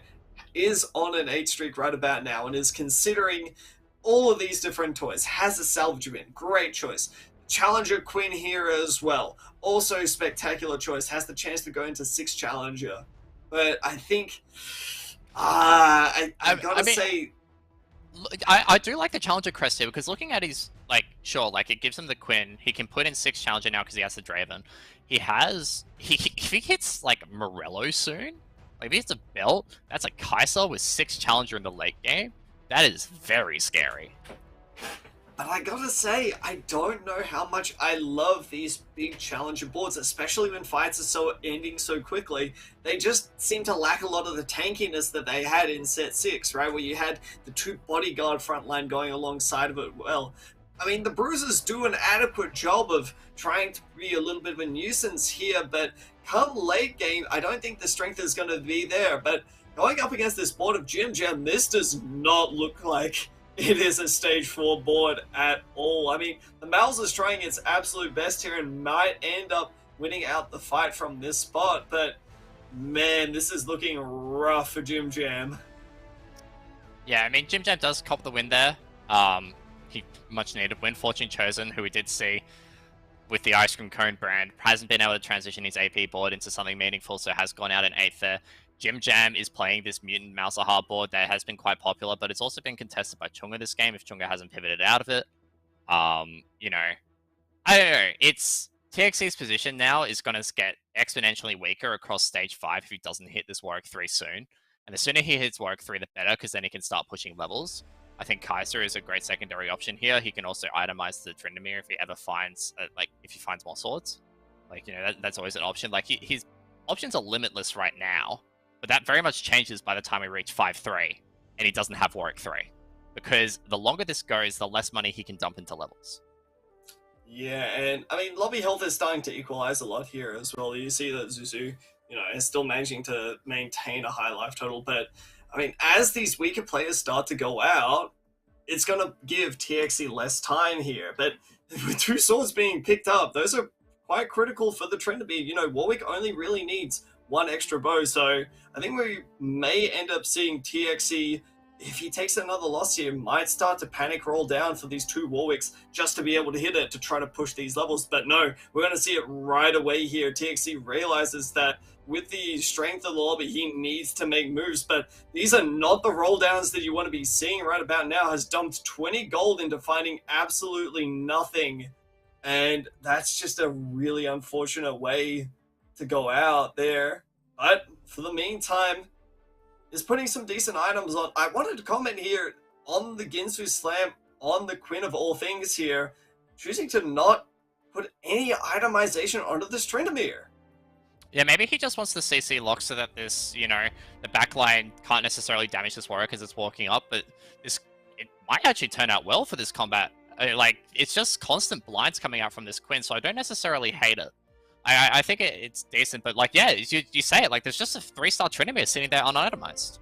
Like, it seems ludicrous, but I actually don't mind the CC here, because this board really needs that backline CC so that Warwick can survive, especially when it's 2-starred, and he's very close to this Quinn 3, and I know Quinn 3 does a lot of damage. That's the Zac 3, by the way. This is 2 3-star 3 cost before he's even hit Warwick 3. There we go. There's the Warwick 3. He's finally hit it. He's done the roll down. He can now start pushing levels. He can go level 8 here if he wants. Puts in the clockwork, extra attack speed, 25% at 3 augments. And okay, TXE has just spiked. That's it. It's a really precarious spot when you're there, because you have to make the decision to either try to hit your 3-star unit or try to push levels, right? And I think TXE realizes there that, you know, hitting this Warwick 3 is going to be such a big power spike. But, I mean, even still, even after hitting this spike, it's not enough. The Sivir composition actually managing to take him out there. So, I mean, it's precarious, right? This is the one weakness that I said with 6 Challenger, is that your board ends up typically getting a little bit melted, especially if you don't get through the front line really quickly, because you just lack those tanky units. And even with the Chemtech in right now, even with this Zac 3, it's still not a all-round tanky composition. You're relying on essentially one tank, Ducky. And when you're relying on one tank, other units can work around that as well, you know. Warwick will end up getting focused half the time here because it is in the front line. Yeah, and I see he's given up the Battle Mage positioning for half of his units there. He had the Draven and Quinn front line, but he's now moved those back line. Just decided Battle Mage is not worth it for those units anymore. I think I tend to agree. The Warwick here is carving up basically just, you know, unfocused Warwick. This is the duality of this comp. If the Warwick is unfocused and the Zac can live, it's great. The Quinn blinds are very powerful. They go out and stop these backline units from being able to damage this solo tank composition, and it's great. We see Jim Jam also going out in 7th there. The mutant board wasn't working out for him. Cardi going out in 6th there. So this lobby's kind of falling down in HP a little bit. It's still quite tightly packed in terms of like the top 4. Chung is obviously the one exception here, out in 16. But Take It Easy 50, Chuchi Bird 44, TXE 40, Slumbers 33. And we've got a pretty big diverse set of boards here. We've got a Hextech board, we've got an Aurelia Socialite board.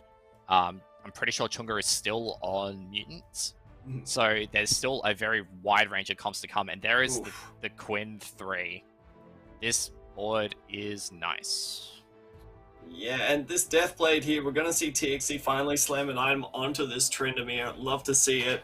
I think the big thing here, as I mentioned before, this is the duality of challenges. You said it, that if you can get that reset initially there, the Warwick will absolutely tear through the teams. But without that reset, you know, being stuck on a front line unit for just that little bit too long, Warwick ends up getting focused, and it's just the end of the line there. But this is the composition that we've been talking about from Zuzu here. This 3 Socialite Irelia with the scrap here, with perfect itemizations. We're going to see some dashing. We're going to see some Ireliaing here. The Irelia unfortunately goes straight into the Hal Elstar there and ends up getting blown up. The Sivir is doing work here, and it looks to be like Sivir comp from Take It Easy is cleaning up the hell of this lobby.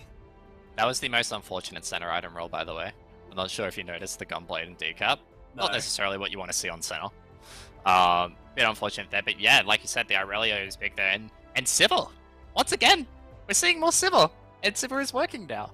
Like, it's been a very interesting thing to see that after the B patch, Sivir is one of those units that, you know, has risen up a little bit more, not necessarily in popularity, but a little bit more, not even in priority.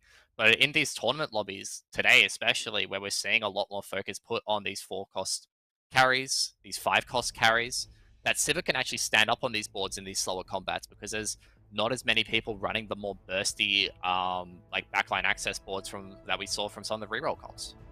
That's it. We see the battle of 2 Irelias coming in here. The Irelia focusing Irelia, but Irelia is too strong. Irelia is dashing around the field here, and it seems like the opposing Irelia board coming from the other side of Zuzu's here is going to be taking down Zuzu's health. to one-hit That's territory. Slumbers' board. That's Slumbers' board, by the way, and Slumbers copped a loss heading into that combat. So this is now getting very tight between Chunga, Slumbers, and Jujubird. All of these guys are at threat of going 5th, which for someone like Jujubird or Slumbers, who I'm pretty sure are in the top 4 of this lobby, isn't that bad. But Chunga cannot afford another bot 4. No. If Chunga wants to make it to tomorrow, and like, fair play to Chunga. Chunga has qualified for regional finals already. He doesn't necessarily need to play Challenger Series. But like, you know, there's something to be said about a little bit of tournament prep. And there's something to be said about, you know, just getting the reps in this kind of environment and just doing well, even if only for pride. And so Chunga, very much as one of those players with such a storied history in Oceanic TFT, would love to be able to push through to tomorrow. Yeah, I think that's the case. You know, you can just throw your hands up and say BG at the game, or, you know, you can accept it for what it is for the time being. Coming into this fight for Zuzu, this is big for them. You know, Zuzu sitting at first place in the lobby here is going to try to have to gatekeep most of the other players right about now. You know, TXE in third would love to get those points to try to lock up the day. We see this Warwick starting to go to work, finds the Zillion in the front, and is managing to target down the Aurelia. This is a big fight for TXE, and this is going to be it for Zuzu here. Going over to check Slumbers' board, see if they're going to end up dead, but this could be it. Zuzu may go out at 5th. Yeah, I think this is actually a 5th for Juju, because we're looking over at Slumbers and Chunga there, they were fighting each other. Like, and we do see that Slumbers actually does go down. The Aurelia... So that's one of the Aurelia boards gone. No, that's both the Aurelia boards gone. That's it. And TXE has managed to hit level 8, you know, something that, after taking that roll down, you might not have thought that would have been able to happen, Ducky. But just the power of this Warwick board, are we finally going to see our first Warwick win of today? Are we finally going to see our reroll win? Obligatory reroll win? I don't want to jinx it quite yet, but there's definitely the chance. Yeah, and I mean, Chemtech Challenger is a board that rose up in popularity recently, especially since after the V patch, and like, I don't necessarily want to like sing the praises of like this Warwick or this Trendemir, because yeah, it's been strong. This Quinn has saved so much HP for TXE in this mid game, and like, there's people now being forced to like, there's been a couple of like QSS slams, sure, as Chunga goes out there, and we're going to see TXE versus Take It Easy. But after that last combat, I'm pretty sure that, I don't even know what saves Take It Easy. If they just don't, like, there you go, there's an upgraded Draven 2. You can now push a level here. That's a Tom Kench that's going to be thrown in for a bit of Bruiser, gets fed the unit. That's 6 Challenger. Like, TXE's board is only going to get stronger, and I feel like Take It Easy has capped with this Silver board. So, like, I don't see a world necessarily where Take It Easy brings it back from here, and I don't want to sing the praises too early, but I think TXE needs a big hats off for how they've played this game. Yeah, but I mean, this is the good thing from Take It Easy here. I was going to say the one way that they can come back into this here is if the Warwick doesn't get a reset, but has managed to not be placed in front of this Alistar. The Alistar absolutely melts there. The Giant Slayer procs coming in huge, and Take It Easy's board evaporates here. TXE is one fight away from taking down this game, and there's a challenger spat on a Kaiser being hand-delivered to him by Mort Dog himself. Game number 4. I'm just gonna say TXE's looking pretty good here. That's a bit of a gamer moment. That's a bit of a game. Oh, it's not the thing where the challenger spat doesn't show up on bench. Oh, there it is. It's finally appeared. Alright, he's got that in time. He can throw it on the time catch. That's 8 Challenger. Look, that's the game. Let's just say it. That's the game, Frosty. Yeah. We're gonna see TXE fully realized with his 8 Challenger board against the 8 Hex Tech board of Take It Easy, but Hex Tech is a bit of a weak trait right now. As we've seen, this Sivir has gotten a lot of access. We see the Shroud go off here, and it's pretty much perfectly placed to be able to hit maximum units here. Oh wait, no, the Shroud didn't actually go across. He did place it in front of the Quinn, but it doesn't actually go through. It doesn't matter. The Alistair only gets one cast off, and it literally just doesn't matter because of the amount of backline access that Take It Easy has. That's a win for TXE, and that's a very important win for his chances of going through to tomorrow. Yeah, I gotta say, even Take It Easy played really well in that last fight there. Had the Warwick focused, you know, gave himself the best chance possible to try to take down that fight.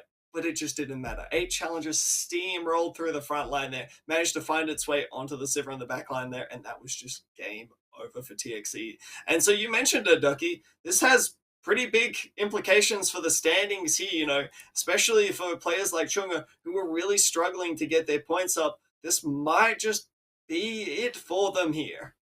I mean, there's still one game to go, and we'll bring up the scores in a minute once the lobby A finishes as well. But and we sung the praises of TXC in that lobby. I just want to keep going on. And the way that they played that game from basically 1-4 onwards was practically flawless. Sure, like they got lucky in their rolldowns and whatnot, but also they hit like I wouldn't say a late Warwick 3, but they hit Warwick 3 after hitting Zac and Tryndamere 3, which is not necessarily the order that you want to hit it in.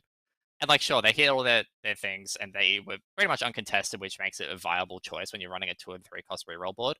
But I like the way that they just navigated that entire game. They've slammed the items on the Quinn, which I said it once, I said it twice, I'll say it again. Basically, saves them about 30 HP in the mid game because of the amount of backline disruption that the Quinn gives you, especially if there's no QSS in play.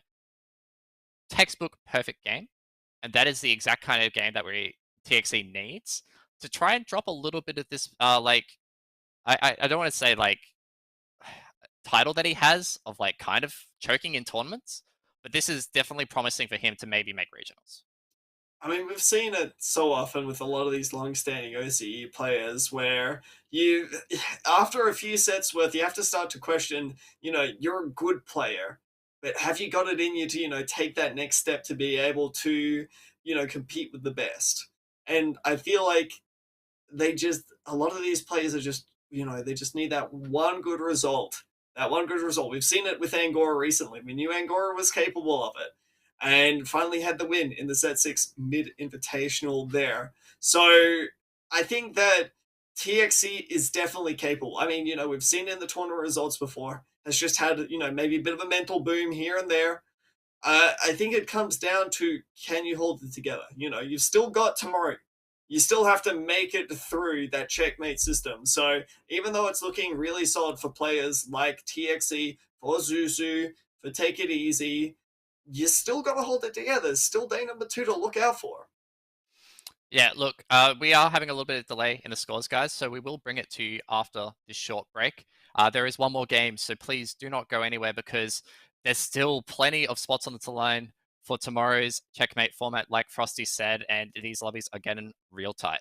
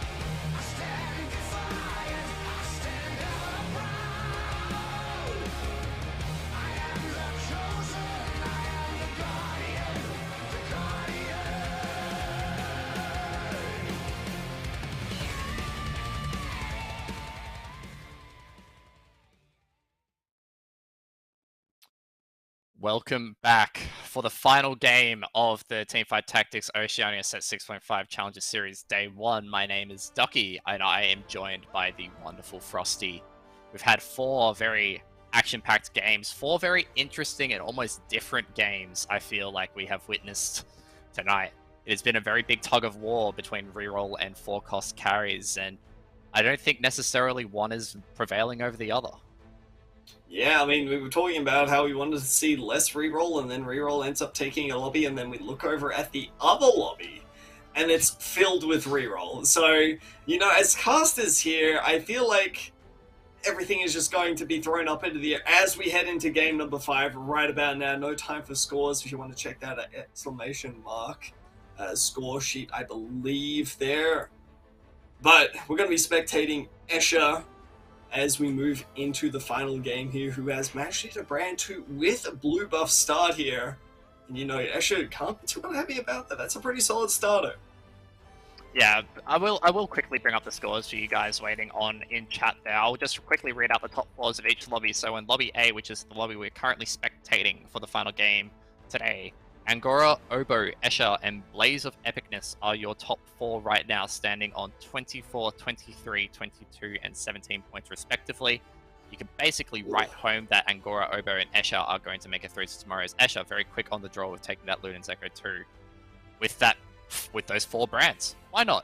And then in Lobby B, we talked about it last game. TXE has absolutely turned it up in games 3 and 4 to be able to push through to first in Lobby B with 22 points, tied with Choo Choo Bird. Take It Easy and Fortune Chosen are tied in 3rd and 4th with 19 points, with Perfect Slumbers also on 19 points, just down behind by Tiebreaker. So, Lobby B, very tight for those final 2 spots. I would probably say that TXE and Choo Choo Bird are in unless they go 7-8. Whereas for Lobby A, Frosty, Angora, Obo, and Escher are basically walk-ons for tomorrow.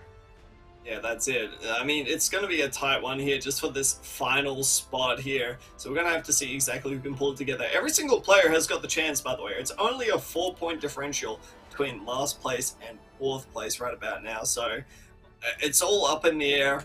We'll have to see how it all comes together here. But looking over at Escher's start, it's going to be a heck of a showing here, that's for sure. Unfortunately, he hasn't really got any extra traits to add in right about now. Is maybe just considering just staying at level 3, even though it's got a really strong start, and just trying to bleed losses here very slowly. Are we going to see the brand reroll game, Frosty? Is this the one? This is a comp that was nerfed quite significantly in 12.5B midweek. And I don't think it was particularly OP before it. I could be wrong, but I think it was not the greatest. And now it is extremely weak in my eyes. But could Escher make it work with this Luden's 2-star? I mean, just look at this thing go from Ducky. Just look at the damage it's dealing right about now. This is actually gonna win it's gonna win the combat against Zuggs there. It's hard to say that it's not going to be played here. I think it'll really come down to, does Escher manage to find the VIP brand in a suitable amount of time? Because if not, Escher may just move on to bigger and better things. You know, we talk about things like the Ari there. And, you know, heck, even something like the Corki is a viable option from this point on. Yeah, we did see, I think that was Obo's board who had the Corki with decap Tio. Might have been Obo, might have been someone else, but you know, that's a Corki board there. But yeah, Escher's just chilling with this brand right now. I think it's like decent enough in the early game, but I feel like it's going to fall off quite hard later on, depending on whether he hits the VIP early enough or not.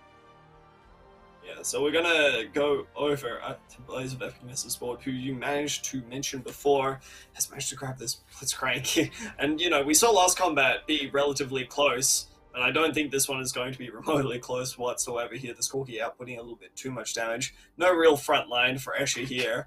And so, you know, manages to keep their economy going. But here's where the loss streak starts. Yeah, I mean, and, you know, Escher's just basically just going to keep looking for those brands. And the brand's more of an item holder on this patch, so like a couple of people run it, but if you can manage to navigate this lobby and be able to find brand pretty comfortably without having to worry about people holding just brands on bench or brands on board to hold their the items for other AP carries, he can actually find a pretty successful out with this board. So that remains to be seen. Obviously, it's just a matter of time for Escher. And Escher, not too much to stress about in this game. 22 points. He's sitting 6 points above the cut, actually. So he's pretty comfortable. So as long as he doesn't go 8th, he can be pretty rest assured that he's probably going through to tomorrow. Yeah, and Gora, I must say, the angle of that he's sitting in the chair here, not exactly what I would be expecting out for our top of the lobby right about now, but because we're coming up against our other featured player in Escher, and is doing a pretty spot-on job of cleaning up Angora's board, who has got that double trouble, you know, one of those really strong augments if you do manage to get it going in the mid-game here. We see Angora's prioritization of this game is trying to go up in levels extraordinarily quickly, foregoing that economy here. He's going to have first pick on Carousel. Now, what do you see him going to try to pick up here, Dougie? I mean, it's a bit hard for necessarily where Angora's direction is right now. Like, he's kind of just chilling with whatever. He does opt for the rod there. It doesn't necessarily matter to Angora what he picks up right now. I think his board's very open with his shorter board. I don't think he's necessarily committed to, say, the Corki. Especially when you've got other people in this lobby running the Corki as well. If he wants to go for a more AP style board, then the rod opens up a lot more options. But even then, it's like Gunblade, it's Morello. I think it's just the most flexible item that he could take right now in terms of being able to play almost anything. Yeah, don't have that choice whatsoever there. And managing to pick up another Lulu is probably just going to end up putting it in there. And it's going to slam an Ionic Spark. We were talking earlier about how we love seeing these players slamming these defensive items, though wouldn't exactly argue that Ionic Spark is necessarily the most defensive of items here, but it's going to do a lot of work for helping Angora really slow down the bleeding here, especially when we see that the backline is not all that strong. He did also just scout there that the Socialite Hex, it's second row Socialite Hex just behind the Alawi on her right. But this Alawi is basically just a Vex item holder right now. Ionic Spark is so strong on that Vex. It just allows her to like explode front lines with the magic resist right off it.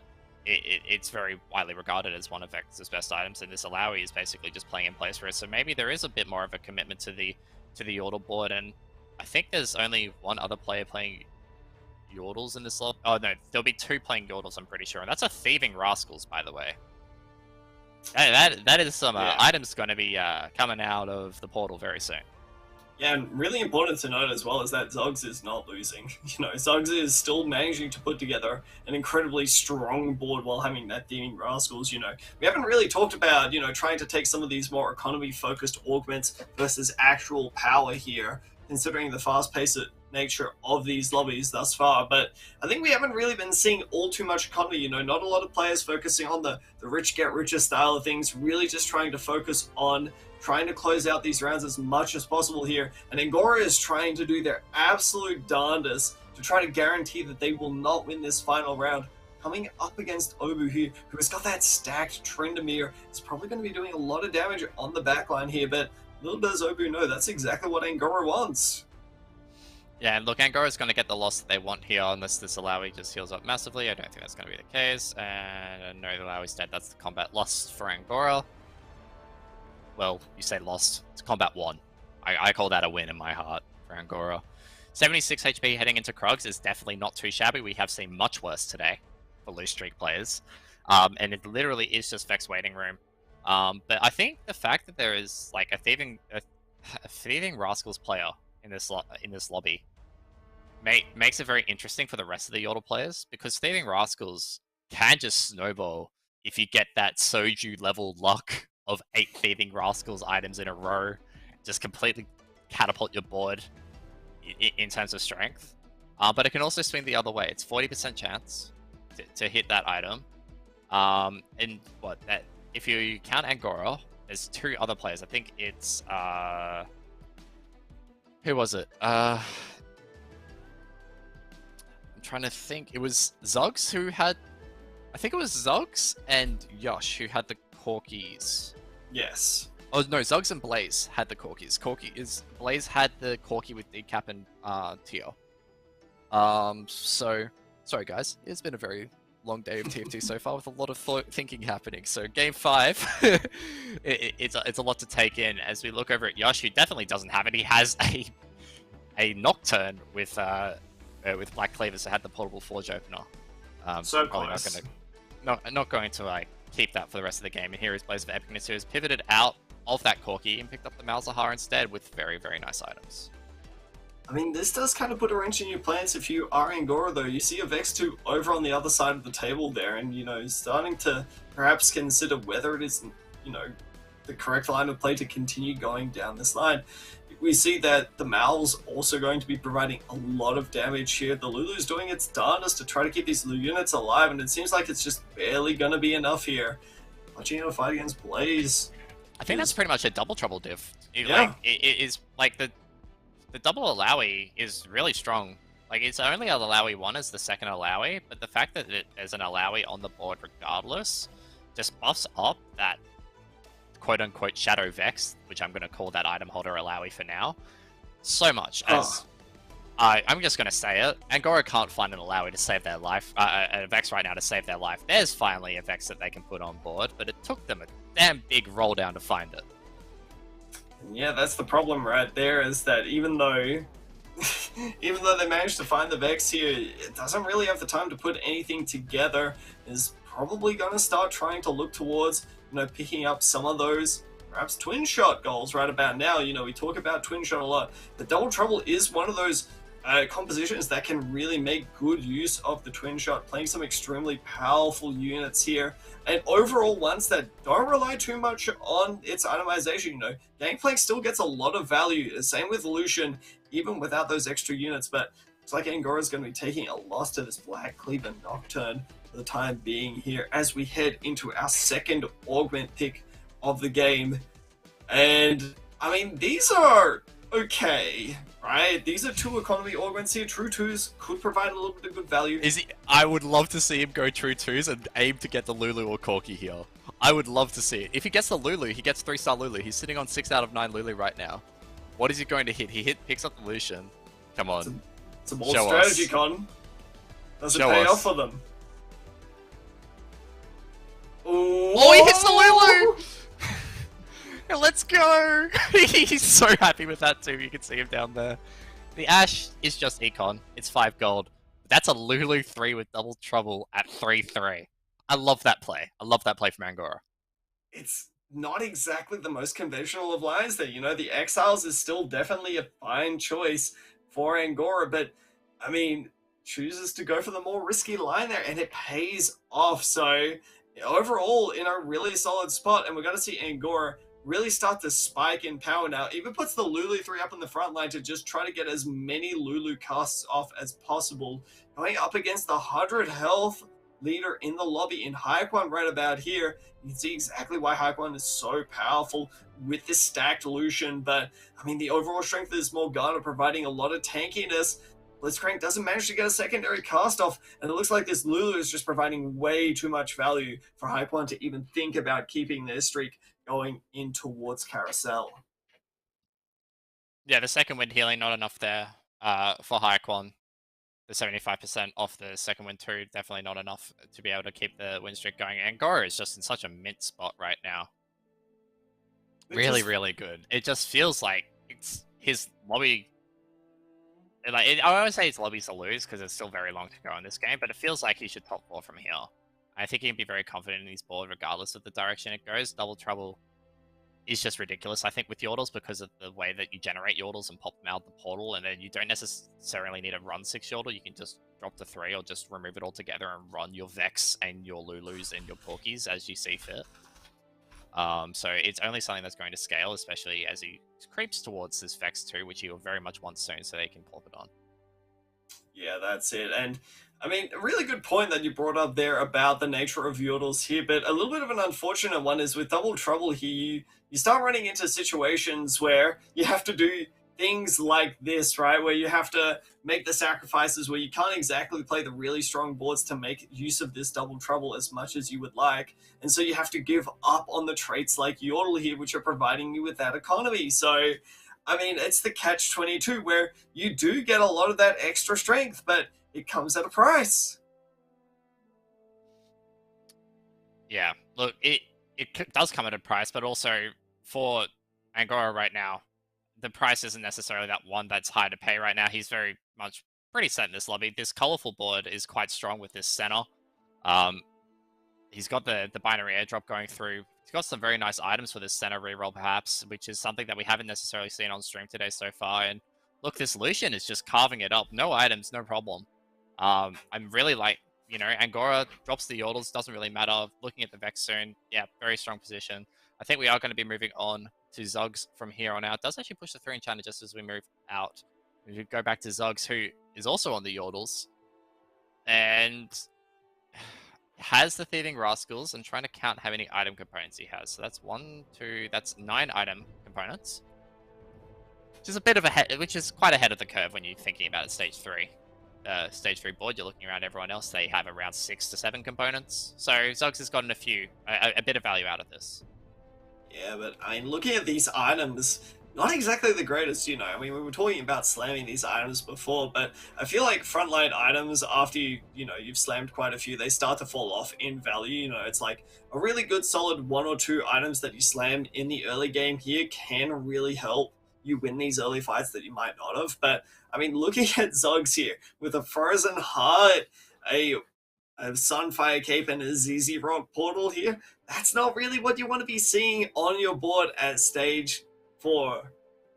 And those are the kinds of items that, like, you slam early, but they fall off.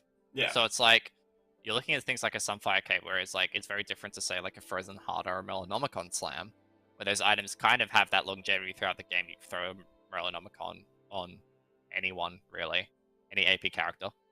That can actually make a lot of use out of it. Same with the Frozen Heart. Great on Echo, as we've noticed. But the Sunfire Cape kind of falls off. And, like, ZZ Rod as well. We have seen a ZZ Rod beat a Silco today. But it also doesn't scream very, like, strong, effective. And, like, he's just getting even more utility items right now. Like, it's very hard to see a carry board that he pulls out of this position. He's got a BT, alright? That's maybe Aurelia. But, you know, that's a Frozen Heart as well on bench, and it's not a lot to play around. He does find the 1% Silco and shop, though. That's a very nice option to play around. Yeah, but you mentioned it. Where does Zog go from here? You know, it's not as if there's really any great itemization choice. You know, choosing to put in the 4 scrap here to try to get something together. But looking at, you know, the units that you want to try to pick up, it almost feels like Zuggs themselves aren't exactly aware of, you know, what exactly they want to accomplish from this point onwards. You know, might put together an innovator board, might put together a scrap board, who knows? I think that's the kind of pivot, though. They're, like, getting a little bit dizzy, but they're also getting there. They have a little bit of HP to play with. They're dropped down to 55 now. They were top half of the lobby. Got a little bit of HP to play with. Finding the Aurelia is a huge boon. But yeah, they were kind of caught in between playing the Twin Shot board and now looking... is he going to reforge the entire Poppy items? I think so. And, you know, this could be a big play from hits a lock, which is really nice here. Okay. Bramble... Not bad, not bad. That is a huge upgrade on pretty much every item there. Like, Redemption is nice out of those, but, like, you take the Bramble, Morello, Locket any day of the week. That is such a huge reforger.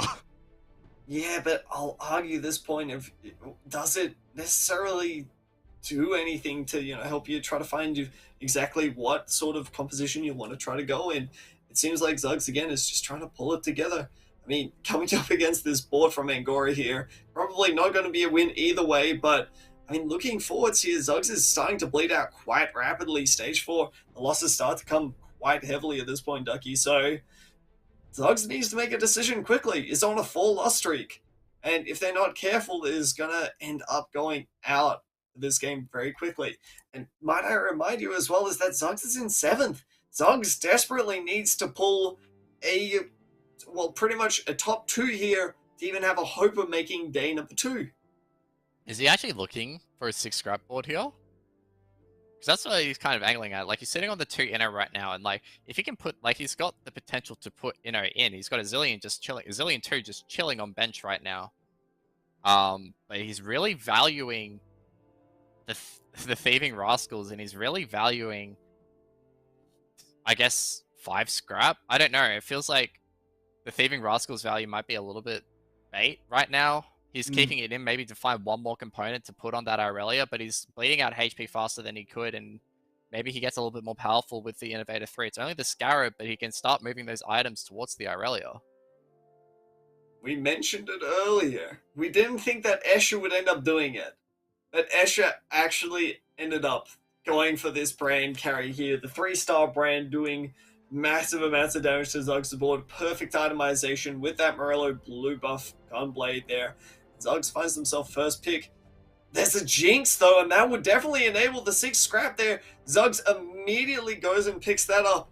And if there was any hope that we were going to see of Zuggs coming back into this game, this has to be it. Yeah, I mean, it's a great pickup for Zuggs at this point in the game. It's got a tier in it, which is like whatever, you can maybe build, I don't know, Shiv out of it. But his item components are like very split.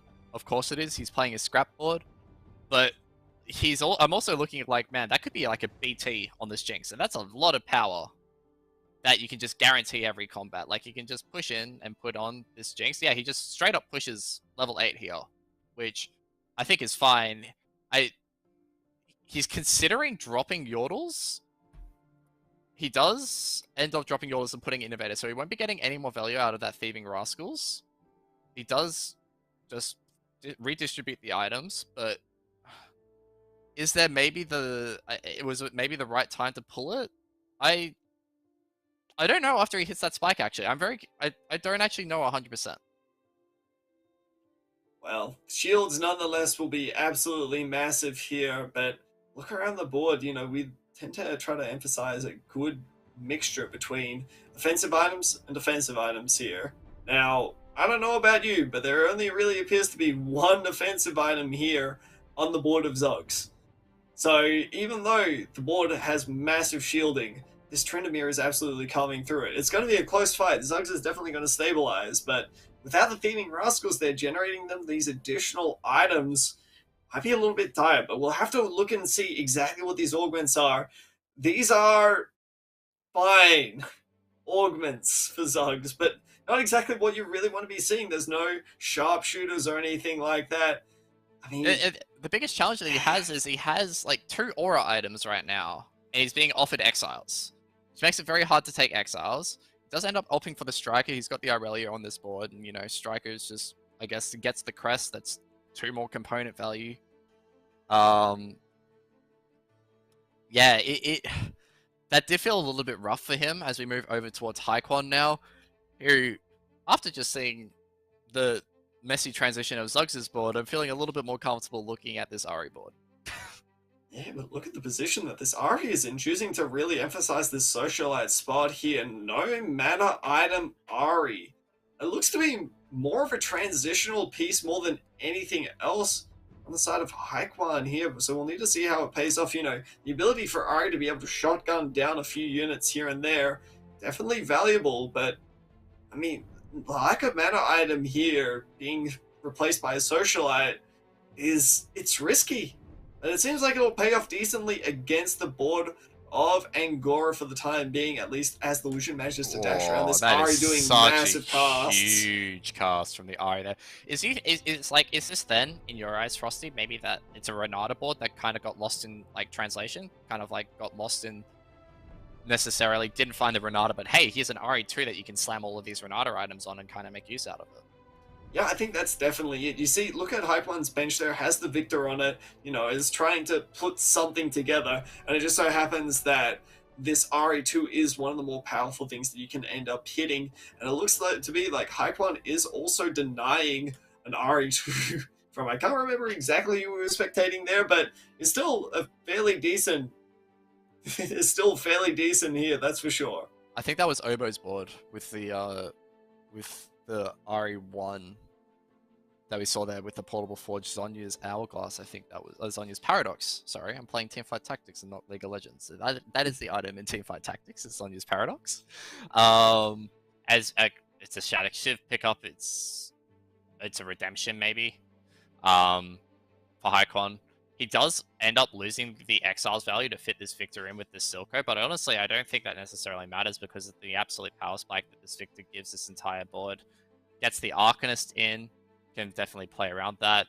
he's just trying to play around this position to try and maximize what he can get out of this Exiles. But he's still missing a few key upgrades. He's missing things like the Zac 2. He's hit Vitu, which is decent, but missing out on the Zac 2 is kind of painful for him right now. But with this Ari that's currently getting the buff from the Silco just to start getting these casts out early, you talked about those mana problems. The Silco at least helps with getting it started. Yeah, that's it. Manages to take away the double socialite there just to, trying to make it so that the Ari's not in a precarious position. The Ari's doing lots of work here, though, and it looks like another fight is going to be taken from Zuggs there. And Zuggs is in that one-loss territory at this point, so we'll have to keep an eye out down on the bottom of the screen there to see whether Zuggs is going to be going out here. But Hyper's board, looking really solid here. And, I mean, at this point, you have to argue, does Hyquan even really need to transition into something like the Renata? I feel like this itemization for Hyquan on this Ari, even without this mana item, still going to be doing a lot of damage. We've seen it happen quite often in these fights here. Yeah, like he's got the damage and also the static ship shred's also not that bad, so I think, it's not necessarily the worst thing to play around. Hyquan does misposition the Victor there onto the Ari, but up against Yosh's Sivir board, the Sivir sitting on that Socialite Hex, but that's also in prime firing position for this Ari, who's just going to start carving through it. The Sivir does not have much healing to play around with, and it's just not doing enough damage, and the Hextech Gunblade just keeps the rest of Yush's team, Hyquan's team alive. So even though the Victor was mispositioned, that is still a win for Hyquan, and that is very important for him. Zuggs does actually manage to net the win. He did hit the Silco 2 before that combat. I also want to point out Angora also just hit the Lucian 3. And obviously with that double trouble board, he hits the Lucian 3. That's also a Lucian 2 on his board, and we're going to have a look at it now, and ooh, this is looking very nice. Oh yeah, there's some strong stuff happening right about now, and this Lucian is absolutely capped out. Blue buff Gunblade Lucian here is going to provide an insane amount of utility towards the team, but also quite a bit of damage as well, especially with these twin shot procs. I suppose the only downside here is that due to the double trouble that Angora is really trying to maximize, they're not really going to have that 3 twin shot in for a long time. So, I mean, that extra damage is going to be, it's hard. It's hard to get access to it, especially when you've rolled down so much. That's Oboe just casually with a Victor 2, by the way, on this board. Like, it... As you maybe... Do. Nope, there definitely is not enough damage in that Victor, especially when you look at this Lucian. But Oboe is kind of chilling with this Victor 2, obviously with like a few more items with it. But again, Tiny Titans. This is an augment that we talked about at the start of the day. It can give you a little bit of value, especially when you hit it later into the game, because it just allows you to save HP. Like, you consider the Tiny Titans value. Oboe without Tiny Titans would be 24 HP middle of the pack right now. He's 59. He's safe from that congestion at the bottom where you've got Blaze of Epicness, Colorful, and Zuggs, 8, 4, and 3. Like, he's a little bit safe from that. He does lose item priority for it, as Angora does snipe the Zephyr, which is a huge pickup in this lobby. He's not really using the Socialite Hex, so he can just chuck the Zephyr and put it on a unit in the Socialite Hex. Because basically everyone else in the lobby is using the Socialite Hex. But yeah, I think Oboe with this Tiny Titans has given himself, again, a bit of a HP lead that can convert, maybe like a middling board into a comfortable top 4. Yeah, that's it. Worst comes to worst, you can always reforge the Zephyr, though I'm pretty sure that's never ever going to happen in a world of competitive TFT when, being able to disable your opponent's units is just so critical, right? But Angora is going to start to play a little bit of mind games, so you're putting up the Lucian on this Socialite Hex here to try to bait players into perhaps disabling it, but I think we all know that bit of a switcheroo coming through here. Chooses not to put a unit up onto the Socialite Hex, but instead manages to potentially get a really good Zephyr, but saves the Zephyr. Finds that he does not want to end up using it here. That could end up biting him a little bit as the Lucian starts to be targeted by this Black Cleaver Sivir. Dashing around the field is not doing enough, and a Jinx 2 to cap off the board from Yush. Angora goes down to 1 hit, and I gotta say, don't love the fact that no Zephyr was used up there. Yeah, I mean, the Jinx was on the Socialite Hex there. That's a 2-star Jinx that just was not Zephyr'd. And the thing with Jinx is if you can delay that cast for as long as possible, that is, like, absolutely beneficial. So Angora, maybe not so much of a misplay as maybe a miscalculation of what he could actually do. as he throws in a Morgana for that double trouble. He's really maximizing his double trouble this game, isn't he? He's got the double trouble Lucian, double trouble Lulu, double trouble Morgana. Like that, it's pretty good double trouble usage here from Angora as Blaze of Epicness goes out in 8th. Zug's managing to hold on for dear life for now, but the rest of the lobby is looking pretty dire outside of this top 5. I would include Angora in that, although this could all change now. I'm not necessarily sure if Zugs is the one that could potentially take him out, though. It's so unfortunate for Blaze of Epicness. 1st, 2nd, 8th, 8th, 8th. The reverse Chunga has officially... I wouldn't say officially been completed, but I mean, it's close enough, right? Yeah. And it is tragic after, like, he's a newcomer into the TFT Oceania scene. Haven't seen them much before, as this Silco is just about to kill this Jin. There he goes. That's Zugs out in 7th. And Blaze of Epicness came out 1-2. Very strong start from someone that we hadn't seen in any OCE TFT tourney, at least that's been on broadcast. But sadly, falls out in a winter with an 8-8-8. But a sign of, I guess, a glimpse of what's to come. They can get the ladder positioning. Maybe they can make it to regional finals. That's probably their one out from here. But alas, that is probably their journey in Set 6.5 Challenger Series done. As Zugs and Colorful, also 2 new-ish players to the scene, also going out in 6 and 7. And I also think that also bookends their campaign in Challenger Series as well. That's right. So the 2 players to look out here for are the ones by the name of Yush and Haikwan here. These are the 2 players that can still make it to the top 4 after Blaze of Epicness has taken a bit of a loss here. So Haikwan in 13 points, Yush in 16. So Yush is pretty much guaranteed to make it so long as Haikwan does not get 3 more points than them. So Yush would have to go out in at least 4th, and I mean Haikwan would need to win the lobby for them to end up making it here. So it's definitely going to be a hard road for Haikwan, but not an impossible one, that's for sure. Yeah, look, it can be done. He has managed to navigate this mid game, but it's a matter of translating that into the late game. It's going to be very hard for him to hit Victor 2 because we have that Victor 2 contested by Obo. Who we are seeing right here, at least the ghost of Obo, up against Angora. As we do, Haikwan is up against Escher right now, and actually manages to net the win, so maybe it is not lights out for Haikwan just yet. We're going to be sticking with Angora for a little bit, at least until he dies. Because he is the closest to the bottom of the lobby. Yeah, like, Haikwan's board is very reliant on maybe hitting that Victor 2. And so if he hits that Victor 2, it very drastically spikes that board. As we have a look over to, I think that was Escher's board with the Leona 3 now. He's got the Draven 2, so he's got a lot of carry threat with that Debonair, but he still can't necessarily find the effectiveness with it. We'll have to wait and see here as we find that the battle of the 2 streamers, Angora coming up against Escher. Nice Shroud. Not really hitting a whole lot though, as you see that the brand from Escher is starting to do a lot of work, focusing down this Lucian, but Brand is going to go down here. This Draven doing massive work here, absolutely cleaving through the board of Angora. The double trouble not doing necessarily enough, and this looks to be like Angora is going to be taking it down in a 5th spot right about there. Haikwan got another win, and I mean, we were saying it earlier that, I mean, it's going to be a hard road for Haikwan to end up making the top 4 here, but it's not impossible as Yush takes a loss, and Haikwan seems to only be getting stronger and stronger. Level 9 has 2 Jaces, but no other Victors. Yeah, like, and that's the thing, is his board is, like, he's sitting on 2 Silco, so, like, if he hits a 3rd Silco, that's Silco 2. Like, he's just waiting on these upgrades, but the thing is this Victor 2 is going to be so hard to hit in this lobby because it's just been contested by Obo, who has the most whack Victor build I think I have seen in quite some time, but nevertheless, it is not the star of the show. The star of the show is this Tryndamere, who is just spinning and slashing through this board so far. It does manage to get into the backline, but God's pulled back. Hasn't gone locked onto the Ahri yet, and the Ahri just turns around and says nope to that.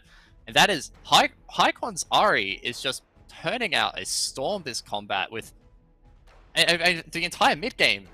The Gunblade has just allowed the the entire board to 5 for so long, and now he's pivoted. He had that really awkward transition stage where he had the 4 Bruiser, but not really much else going for him in terms of trades. Now he has the 3 Syndicate, 2 Enforcer, 2 Scholar, 2 Arcanist. He's got a lot of these offensive utility traits as a result of going 9. That's the Silco 2 now, which is a very comfortable pickup for him.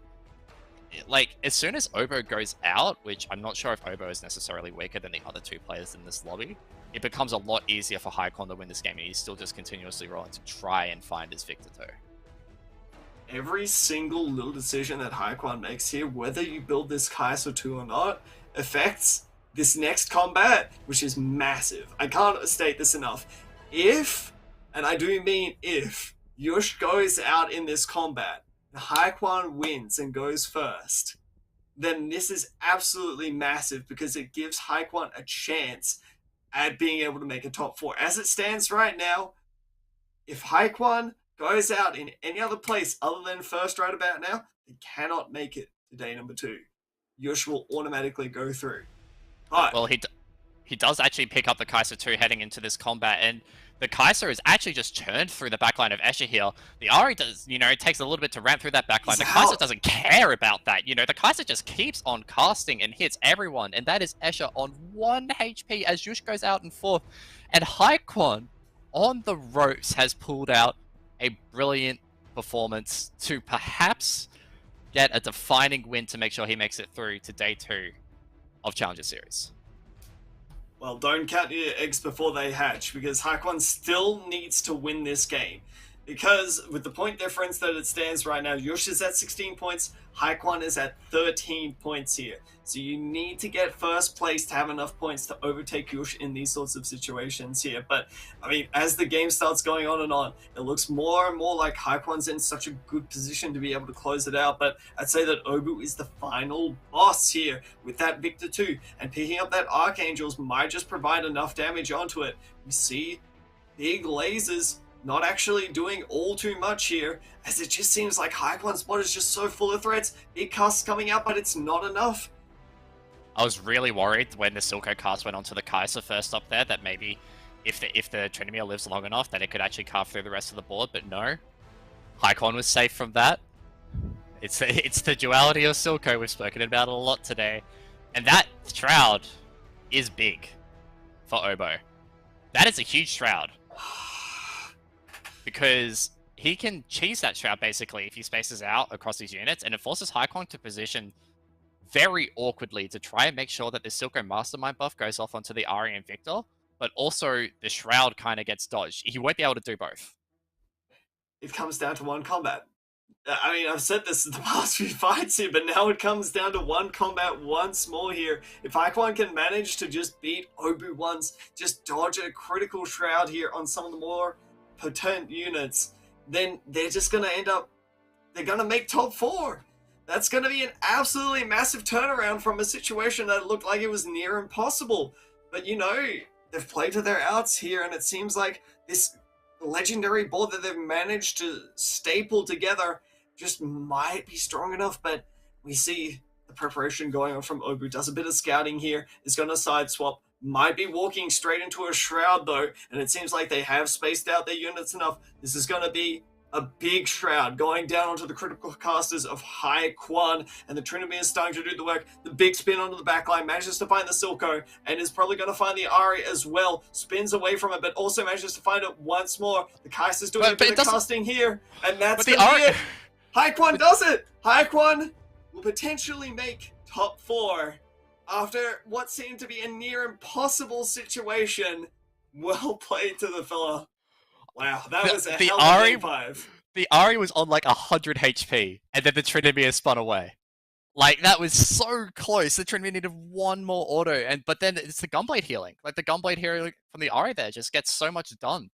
And it's just the healing of that board, and you could almost say it's a Syndicate diff, because it was getting the Syndicate buff. So let's just call it that. Like, I do like the way that Haikon kind of picked his traits later on into the game, dropped the Zac, puts in the Malzahar, gets the mutant buff in for the 2-star Kaiser, gets the Arcanist in for the Ari, and then he slow transition away from what looks very much like a Renata board, let's be real. That it looked like a quote-unquote failed Renata board into this, like, just stand united level of a traits for an Ari was very, very, very good to watch for a player that we haven't seen in tournaments before. Like, that's great tournament play. Yeah, that was an absolutely outstanding game played by them there. Not exactly a board that you'd really think about putting together, but that is sort of the way that 6.5 works at the moment is that, you've kind of got your set reroll compositions here, and then you've got everything else. But we're going to take a quick look at scores here just to take the final look at exactly who's going to make it into day number 2. But it looks like Haikwan has in fact been tie-breaked out here by Yush, a really unfortunate circumstance to have befallen the lad after such a well-played game. But, Ducky, I'm sure they can hold their heads high knowing that they played an outstanding day of TFT today.